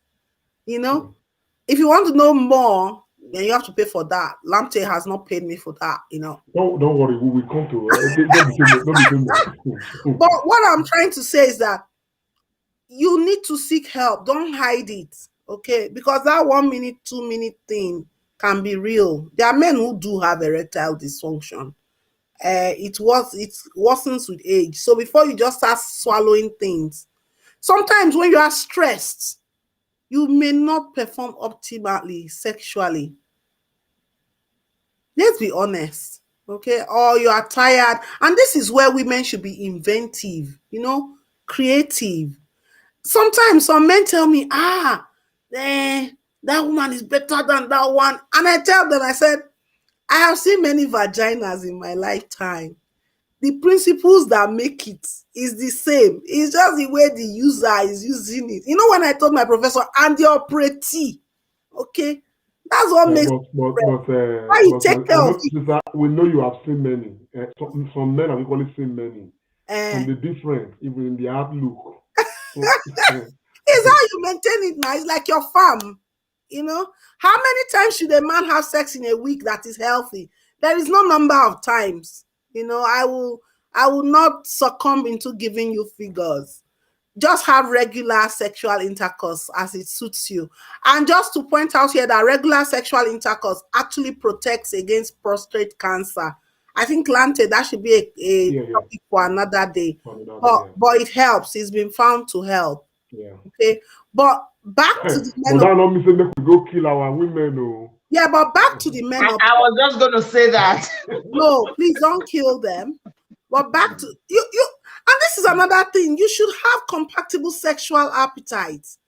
Why would you marry or get involved permanently with someone? Because some men actually have huge sexual appetite, Yeah. The and same way some with some, women the same way with don't. some, the same way with some women. Same with some women Some too. women That's do. true. Some women And do. this matter of the other room, it has broken a lot of marriages. So it has led I to agree, especially so during many the serious menopause. matters. So let's say how people will help these women during the menopause. I was talking about those lubricants. There is one called Replens. Replens is over the counter at Boots. And why we like it is this. So And where can people get it? disclaimer, I am not part of those manufacturing it, and I'm not advertising Boots. I'm just saying this for the health, women's health. I'm a proper advocate of women's health.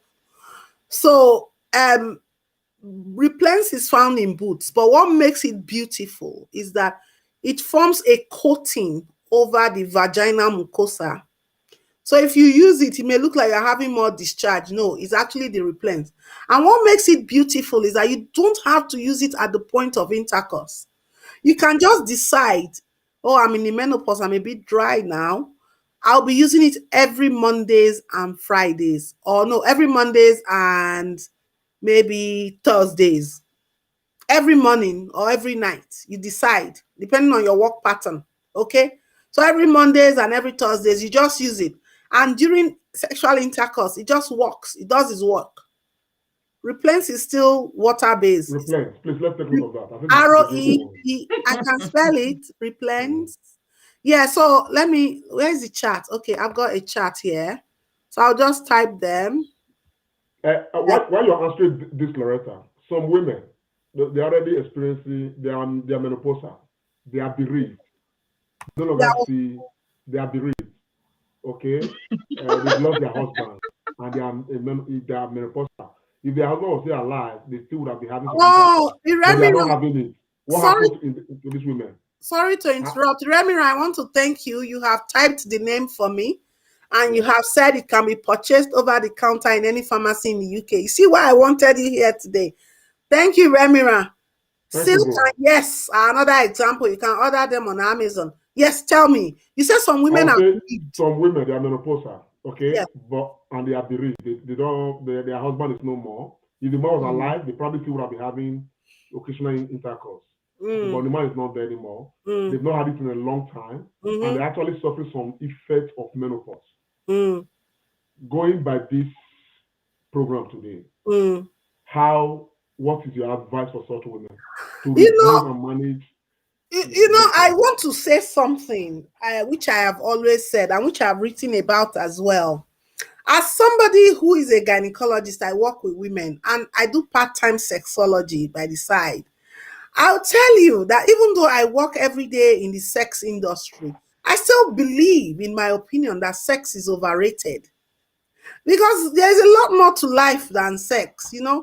I don't see why the whole, although the psychiatrists and the psychologists will tell you that there are three basic needs: shelter, food, and sex. Okay, and I understand that. But what I'm trying to They're say, not the only ones saying it, my sister. We are all saying it. and in answering this your question, I want to say that for such a woman, there are other things to do. If she wants to get a new partner, why not? Her husband, she's bereaved. If she does, Some don't want to. They don't so want to Dante, spoil I that suspect partner. you are pushing towards the angle of using the vibrators. Is that No, what no, you're no, I'm not. I'm not. I'm just saying, so? from a professional point of view, how do they manage their menopause without Well, they just manage their sex? menopause. They have conservative management, do all the different things. If there's anything bothering them, because don't forget, it's not only the other room. Your skin can be dry, you can be having hot flushes, moody. You can go and see the GP and have hormone replacement therapy, not just because you want to continue a healthy sex life, but because you just want to have proper quality of life. That's what we call it. Quality of life. You don't want to be sweating about the place. You don't want to be hot. You want to wear the clothes you like. It's a bit more than sex. Honestly, Okay, sex is is overrated. there any point? okay, when one is suffering menopause or going through menopause, is Don't there use any the point word suffering, please. You make it when one is I experiencing beg to menopause? disagree. No, Experience. You're going Mhm. through or you're experiencing a one is physiological experiencing it, change. You're I'm not very sure to agree suffering. suffering. When one is experiencing it, is there any point where it expires to say Oh, you yes. need I to like pass that again? question. I like that question. There are times, maybe 5 years down the line, 6 years down the line, the hot flushes settle. They begin to come further apart. In some women, even earlier. Some women even go through the menopause and they don't know. Do you know? There are some women, they don't know. They just carry on. If you are lucky, it depends on it's like card. What lot are you thrown in life? You know? Yeah. So it's not every woman who would have it that bad. Some will still have it good. But what I will say, the basic things is prepare for it. Start using a moisturizer from your early 30s and drink a lot of water. Water, at least 4 liters a day. First thing in the morning, you know. Um, and just prepare your mind, change your diet, stop smoking, get yourself some regular multivitamins, take them, exercise, talk to other people. You should not walk alone. Liverpool, where Liverpool or time, Yeah, not Liverpool. walk alone. Forever And you are walking. not alone, actually. There are groups, online groups. These days there are chat rooms.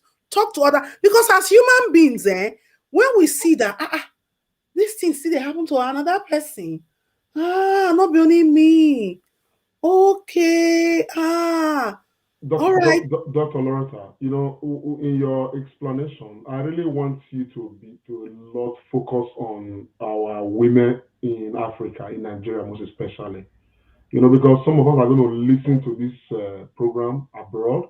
They want to talk to their mothers or their sisters, big sisters, about some of these issues that they probably have never discussed before. And we want to encourage that. And of course, pick the points you are reaching at right now, and also advise, some of those, family members at home, about this. And some others are just so that we bring it really, really down. I like the idea that you talked about, the management, of managing your own person. You understand what I'm saying? Yeah. And all of that, apart from the medical, intervention that may be necessary.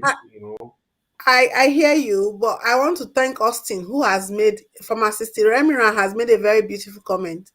He says the beauty of creation is that some women don't have any problems with menstruation, while others suffer heavily. And it's the same thing with the menopause. Some Yeah. people may not have any issues with it, while others will suffer heavily. For our women, our mothers and sisters in Nigeria, in Kenya, in Cameroon, on the continent, in the villages and in the hinterlands, um, permit me to switch to pidgin English. And the thing be say, wetin dey happen to all of us women be say, when we are born, majority of us will come dey get period. That period dey happen once a month. Sometimes e fit happen twice a month, depending if e heavy, if e not heavy. All of us we different. Then we'll come carry belle. Those wey God give pikin, those wey God not still bless, He bless us with adopted children or our lovely children by the side. Then when we pregnant, we not go see period. But as we come the old, when we done the near about 50, for many of us, the period will come stop. But for some of us, the period fit stop before then. Those na early people where e stop. But for others, I see one woman one time now when I did Nigeria, she was 60, she still dey see period. Everybody different. So wetin we dey talk today be say, how when this menopause come, wey fit come make woman come dey get, woman no dey happy, e go dey sad, e go quick dey vex, e go quick dey tire, e go just dey sweat, say her body go dey hot, e be like say sit down on top fire. Some go tell you say, I sit down, e be like say fire just come out of my head, vroom, vroom. They'll come dey fear. Some people hair go dey drop. All dis na signs of when the small organ or the small thing wey dey inside each side of our belle for the lower part, wey dem dey call ovary, when e don dey tire, when e don dey end im work. Okay, so may una not fear, may una prepare for am. Okay, and the one way to prepare be say make we not too fat, make we watch wetin we dey eat. All these our beautiful ugu leaf, vegetable, bodondon, water leaf, bitter leaf, eboiwo, all these things God don put them there to help us. So you go come increase your vegetable, okra, or okra as we dey call am for that side. You just slice am, not let am too done. You cook am, you know, nice meals like that. If you dey eat big bowl of soup, cut small eba inside. Eat many fish, you know, cut down on meat, but not just if you no want still stop meat. If you dey take am small small, you dey help yourself with small small milk, not too much. Crack bone.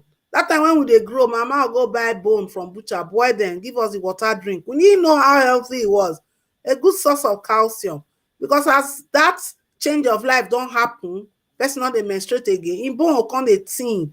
If na the one wey you fit get, put your hand on top some small small multivitamin, still buy dey take, dey help yourself.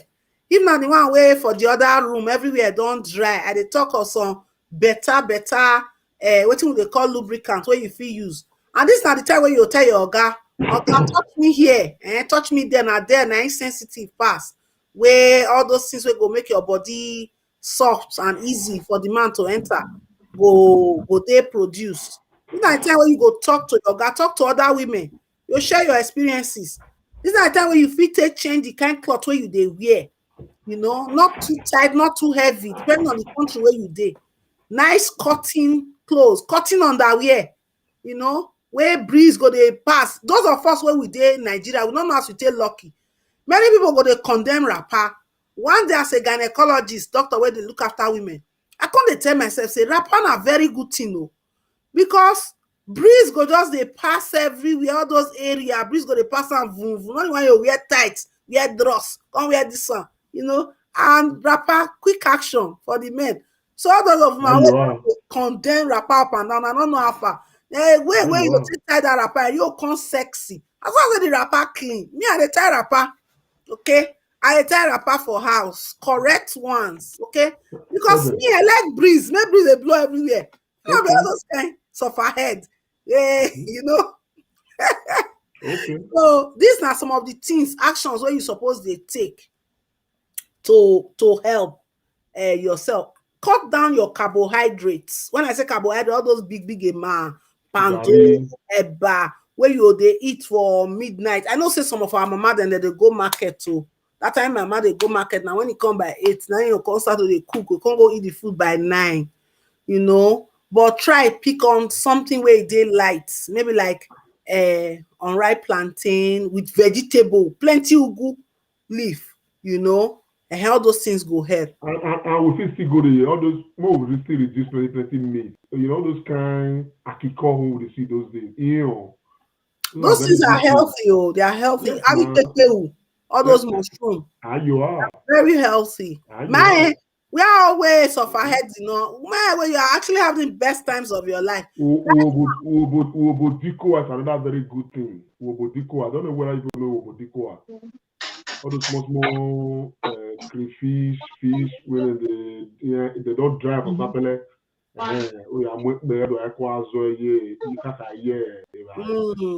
Very important matter in this kind of area. What a lot of them not even know, because for back home they go for their mind they think and stuff ahead. Whereas for here for you to even buy them, it's very expensive. Now that they call organic food. Now those ones that they call organic. Yeah. And these are things where we get ordinarily. You enter a Kiosa market, you enter New Benin market.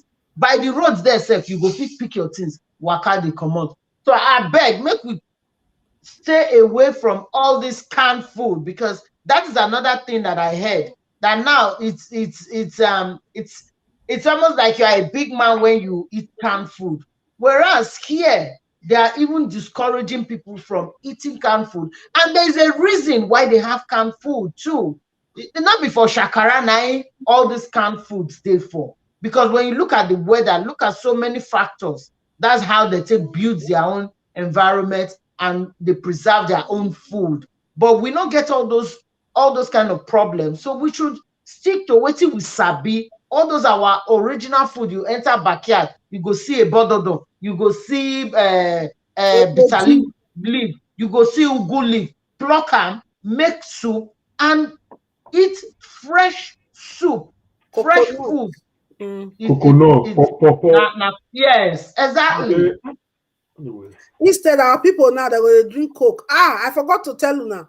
Coke is not good for menopause at all because it contains carbonated substances that will reduce your bone deposits as well. You don't need it, and even cause you some GI upset.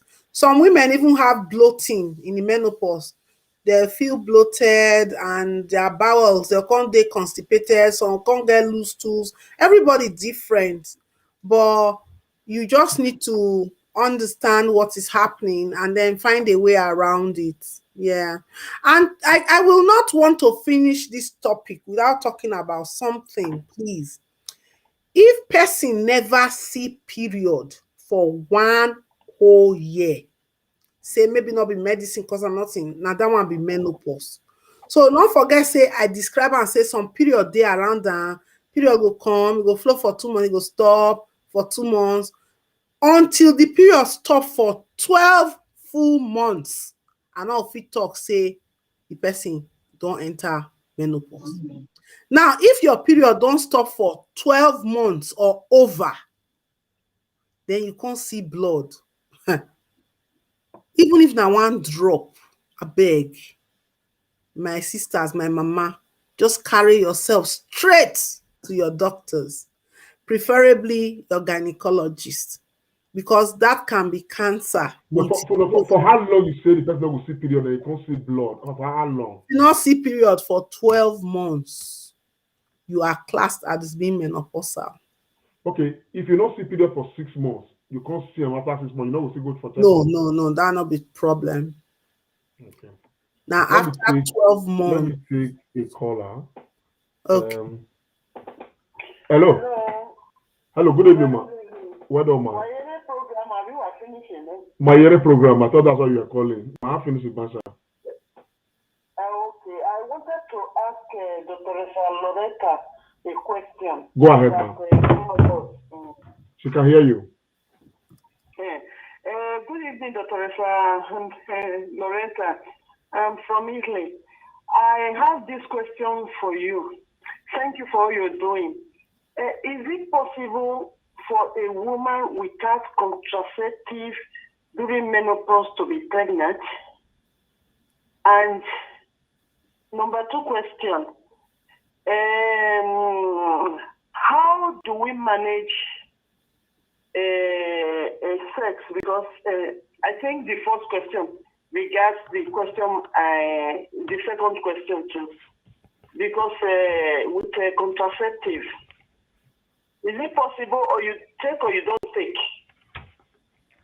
Okay. In menopause or in menopause? Thank you so much. Thank you, my sister from Italy. Okay. What's the issue? We answer now, live. What's it? Thank you, ma. Thank you, ma, for your question. I will try and answer it. Is it possible for a woman without contraceptive to get pregnant during the menopause? The answer is yes. The reason is this. I'm sure you figured out the reason. I described a period to you where the menopause is beginning to happen, where you have a period now, and then you don't have a period, and then you wait. Sometimes the women may not see period for like 11 months, 10 months. It's not quite 12 months. Nobody really keeps proper tabs. Then they'll think, oh, I'm no longer having periods, but they are still sexually active. Yes, they can actually just have one random ovulation and they can get pregnant. But if the menopause has really started after 1 year, technically, you've not had any periods, then it is very unlikely that the woman will get pregnant. But what I find when I found pregnancy is that it's not quite happened. It's neither here nor there, and you are sexually active and then you have a period. So round about the climacteric, you're more likely to get pregnant inadvertently. Now, the other question you asked, you were saying that, I think if I got you right, what kind of contraceptive should be used No, during the... how do you manage intercourse? Well, I think we've been talking about that. We've dedicated a lot of the time. I was even worried we're deviating. How do you manage intercourse? And I've talked about it. You need to now talk about intercourse. You need to own your space. You need to, if you're educated, do research. What do you like? Unfortunately, I will say something here. Those of us women from certain countries where we do female genital mutilation, female circumcision, we find the menopause a bit harder in terms of the other room, because your main organ of sexual enjoyment, the clitoris, has probably been cut off. So over the years when you were young, that scar tissue was still a bit stretchy and all that. As you get older, no more estrogen, is like double wahala. So those kind of women need a bit more compassion. They need a better understanding man, and they need all the support they can get. Sometimes I've known some women to actually just get dilators for themselves, and they use it regularly. They start from, and sometimes we do recommend it for those who want to use it. These dilators are shaped like the penis. You have small, smaller, smallest, or bigger, like about 8 of them, and they just insert them now and again, starting from... What do they do? What do the dilators do? They help you stretch that area. Do they replace the clitoris? Do they? No. They are just plastic ones. If you Google dilators now, you see them. You see pictures. You can put there. I'll tell you the right one. But can that still bring that enjoyment in the woman? No, what I'm saying is because they are really drier. Okay. Those women, when they cut the clitoris, sometimes they stitch some back. In some countries, I don't think Nigeria really does the stitching back. Somalia and some other countries, Some Nigerians, they do bad ones. They fearful. They leave some small scarf inside. It's scarf in some of the guests you don't enjoy. And they are lucky to have had that. Some they just scrape everything. Yeah, some will scrape everything. So when you have that scar already and that cut, and you still go into the menopause on top that, you'll be drier. It's double wahala, lava. Okay. So that's why some of them then benefit from dilators at that time. But I will still say get the lubricant that is right for you. Managing sex at that time is a couple activity. So what do I mean? If you are married, this is between you and your husband. If you even go carry one night stand, you tell us, relax, aim in a pound, calm down. And I think culturally, I don't know if you can agree with this. Women are not supposed to be seen being forward in the other room in sexual issues. However, the menopause is when you are supposed to now be forward and say, this is what I want. This is what hurts me. This position hurts me. Let me tell you, any position where the man is behind most times, especially doggy style, shortens the vagina. Shortens, how do you mean? Explain. So the vagina has a particular length, isn't it? And it's supposed to stretch. But if man's behind in doggy style, it sort of shortens the vagina. So you hit the cervix and you hit the top of the vagina a bit more. And it can be more painful for some women. Not all. Find your own position. So I'm just trying to give an example. Whereas some women may enjoy that. Okay. So find your position that suits you. But if you are menopausal, that position may not be good as a starting position. You may need mama and papa style to enhance the opening first. before you now turn round and start to do your doggy style. You know, people are not paying me, and I'm just giving her all the tricks of the sexology consultation. Sister, we will pay. You know, I mean, I'm not an account, sir. I will pay. I want one question. Is the size of the penis, okay, should it be a consideration for some women? I said something that my own professor told me. He said sexual pleasure does not depend on the size of the penis. But you equally said, and I quote you, that it is the function of the brain. Some people may have gotten accustomed, you know, their brain, they have gotten accustomed to the idea that the size matters. And if they lose that particular size they are used to, they probably want a replacement with the same kind of size. Anything smaller. Well, I will say here today that I will quote, and as a woman, I will say it. Okay, you can be carrying electric pole about implement, and you don't know how to use it. It's useless in your hand. It's okay. Say yes. It's okay. It's as good as useless. You know, you're carrying it. You don't even know how to use the machine that you have. Then next time we are discussing this, I will not surround myself with women like this. I will quarrel. 2 women, 2 men. You can have this my tiny finger, and you know how to use it. You know, you're using it in the right corners. You know, tell women understand the point I'm making. Said some women complain of big penis. But that is what we're also saying. Some of them just get carried away because they hear their friends use that word that once you have a bigger one. But what if the guy has the big machine and does not know how to use it? Then what if he knows how to use it? If he then knows how to use, if he then knows how to use it, then the partner shouldn't be complaining, because it still goes down to knowing how to use it, so that it becomes enjoyable for both of them, rather than becoming pain for the other person. That makes sense. I understand that. That makes sense. Anyway, guys, I want to say, Dr. Loretta, I want to say a very big thank you. I think we've had I didn't think we were going to stay this long, but I think we've had a very productive time together discussing this matter.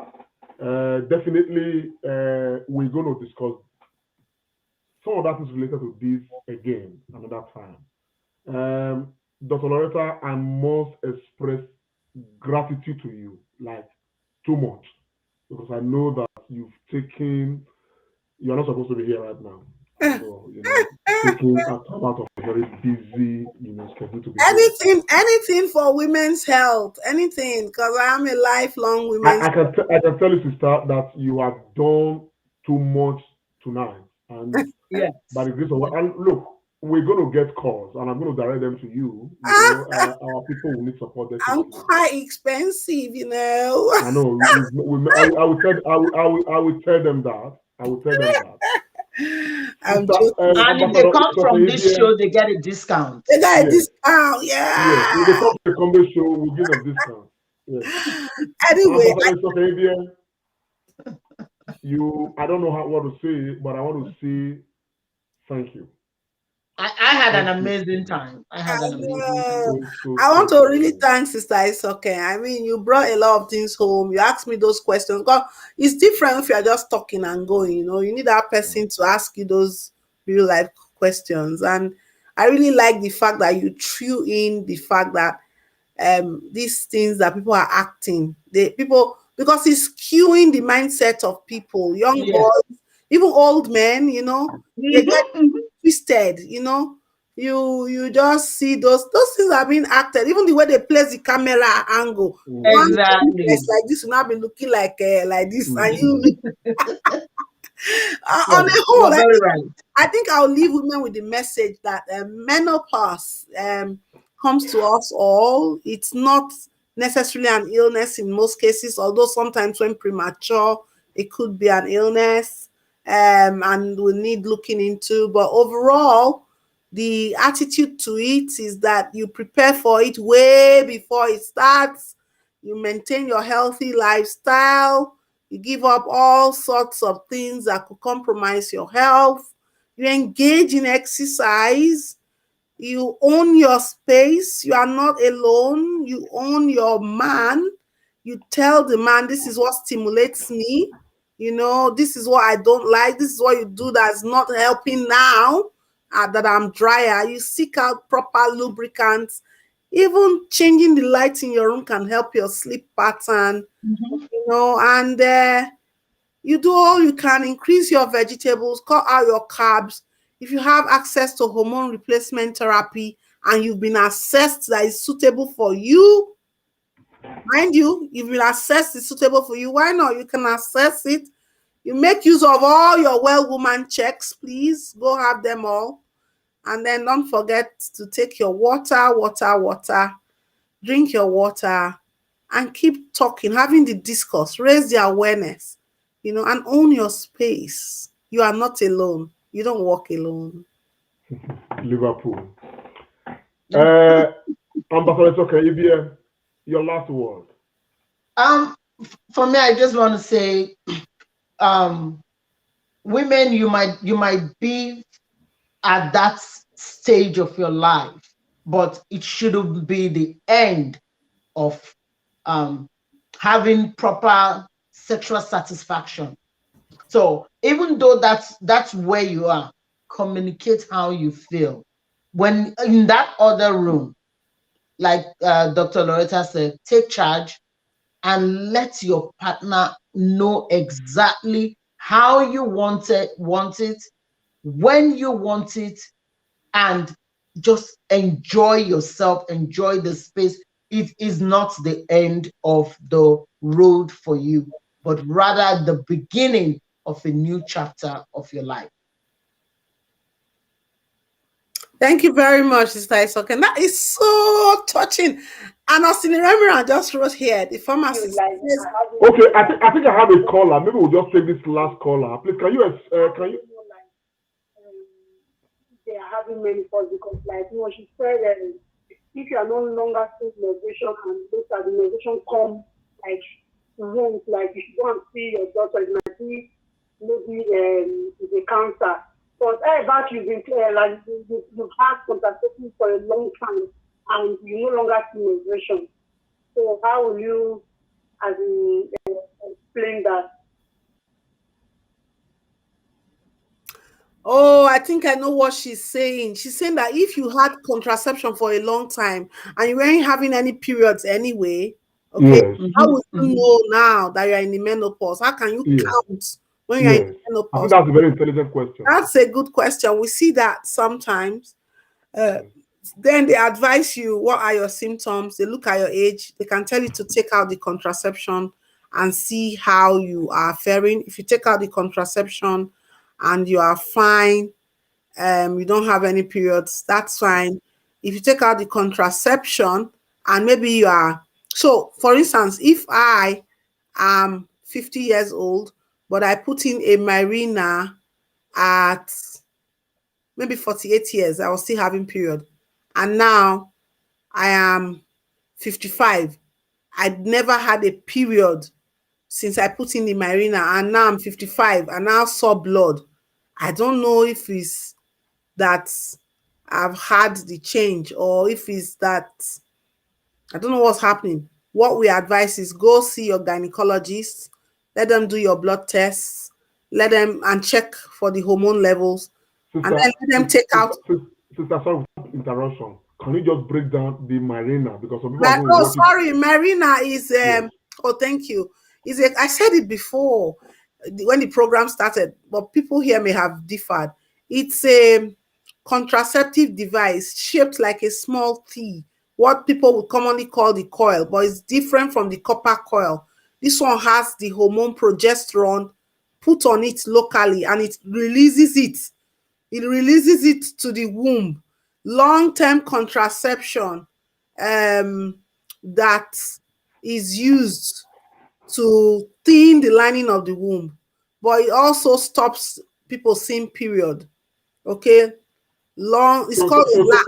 So which means that the marina can actually be for a period of time, 2 years, 5 years, 5 3 years, yes, 5 years. basically. So what I'm trying to say is that I put it in at 48, okay, to avoid pregnancy because I was still having regular periods. Then when I put it in, because it thins the lining of the womb, after 1 year, I wasn't seeing period again. It's been in for 4 years. And then all of a sudden, I just saw period. Blood coming. Now, exactly. Now, I am 52. So have I had a period? Have I had a menopause or not? I don't know. So what we do in that case, you come to us, we take out the marina, we look at your lining of the womb, we can take a little sample from it, send it off to be looked at under the microscope, and we can do your blood hormone levels for the hormones to check if you're in the menopause. But that's a very brilliant question. That's a very brilliant question, practical question. So if that has happened to you, go and see your doctors and let them take it from there. They can take it out, can do your hormone levels, you can send it to the gynecologist, we can look inside your womb. You know, we do that from down below, through the vagina, through the neck of the womb. We look inside on a TV, we'll put scopes in. It's called a hysteroscopy. And we take a little sample. Biopsy. Send it up. Biopsy, fantastic. Austin just said long-term contraceptive usage can still be effective for between 1 to 2 years after stoppage. Yeah, you have a point there, sir, but not all the time. Yeah. There are so many questions. It looks like there have been so many people. Yes. Anyhow, I was just going to say in appeal that this is not a one-off, program. Hopefully, we're going to find that time to do a part 2 of this, with some of that related areas. I would like to suggest, Comrade, that it should be a series, if it's possible. It should be like a series. You have a point. Reproductive health series. Just series. Yeah. So I'm already thinking of naming this. Yeah. Let me not, so that people that have people that have opportunity to be here or that will say, get hold of this videos can watch it, have their questions down, knowing that it's a series. It will still be done. They can come with their question, and sometimes we even put the information out there earlier than now so that people can get prepared, come with questions, because like the question our last caller put in, it's a very practical question that a lot of women will find themselves in that shoes. Absolutely. Yeah. Absolutely. All right. Thank you, my ladies. Abundantly, cacabolically, and in very many ways. Dr. Loretta, you are a huge asset. Thank you. So I'm humble. Look, my people, the followers of the Comrade Show, honestly, we've been getting very positive comments, and people have learned a lot tonight, and we are honestly gracious to you. Lastly, before I let you go, don't make it long. What can the government of Edo State do to support women who are, experiencing menopause? It's okay. You see, Lante just had to take it back to Edo State. It just has to be all about Edo State. He has to find a way to take it back. I like that. Honestly, I share your passion. I am fiercely Benin, and Staisoke here is proudly Edo State. We are proudly Edo State without apologies. And I remember my father's daughter. So, yes, you're on track. Anyway, I think the first thing to do is raise awareness. I think the Ministry for Health, the Ministry for Women Affairs, the Ministry for Orientation, I think we should raise awareness, and we should do this in the local languages. Like me and Sister can just spoke Pidgin. Nothing stops us from speaking Edo, Esan, little pamphlets and leaflets. And I think the state-owned hospitals as well, we should have some sort of awareness outreach programs. So what I mean is, like, even when people come to the hospital in gynecology, you see some big televisions just playing random topics. You can have these things in our hospitals as well. If we are not developed enough yet for television, we can have radio. You can record somebody like me, okay? or another consultant in the field, and they are just talking. You record short message, 5 minutes in Benin, in Ishan, when people are sitting down, waiting room, waiting to see a doctor, especially the gynecologist. You're just playing it from a loudspeaker, and you can. These are the things that are being done in the UK for everybody. And obviously, I think that we need to reason out of the box as well. Where do we have most of our mothers and our women in Edo State? In the markets, is it not? In the markets, we should target these areas, and we should think, okay, what can we do that will make them pay attention in these areas? We should think about it. Then I want to beseech all of us, my colleagues who are doctors. What do you do for health outreach in your churches and in your mosque, even in your native doctor circles? Like me, in my church, they know every 2 weeks I do a health talk. So what are we doing? It's not every time we keep waiting for the government. We are the government. The people, we the people. According to my friend, Sally Okogun, PhD, we the people. We are the government, okay? And we can do little things in our own way. But like I pointed out, I think a massive enlightenment campaign by the government, from the Ministry of Health, especially on women's, not even just women, let's just call it reproductive health care. I don't think, early in life, sorry, Lamte, I know you say I should be brief, but this is an area that touches my soul. I started my life out working for Professor Friday Okonofor in the Women's Health and Action Research Center, WAC. It was at Wasota then. And I was just a medical student, 200 level, 300 level, I think. And later, obviously, I grew to become an associate of WAC. But one thing we kept on doing with Ford Foundation, MacArthur Foundation, was developing IEC materials. What do I mean? Information, education, and communication materials, leaflets that are culturally appropriate, and that will speak to the languages, okay? So that time we used to make them in very simple languages. And I remember I used to consult in Afuze, Onwa East Local Government Area Headquarters. There was a hospital there I used to go, and we used to share these things. And we used to have days when we share these things. These are things that the government can explore. And we can do it in partnership with people who you don't really need to, you can do it in partnership with people who are willing, who have the expertise, who have the capacity, who have the knowledge, and are even willing to share. In these days of Zoom, you can even organize virtual conferences or health hubs. Everybody, everybody, when they hear hubs, they'll say, it's IT. No, use the internet and the interface put it to a good use. What stops the Ministry of Health, okay, from thinking about holding a health hub regularly? If you like, you log in. If you like, don't log in. But the information is there. Information is there. We used to see it on EBS. You have health programs. Now that you have the internet, not just use your phone to gossip and to watch slayers and saga on social media. Put it to good use. And then it's okay. I want to beg people like you, people who create content, who do films. Nollywood is a powerful tool. And I always tell yourself and my friend Lancelot to do my master and my namesake, that you people can rewrite the history of our people again. Okay? You can actually collaborate with some of these ministries, Women Affairs, create documentaries, create films that they address these issues. I can sit and think of 1,001 ways where we can help our women to enlighten them. But enlightenment is key because information is power. Oh, that's it.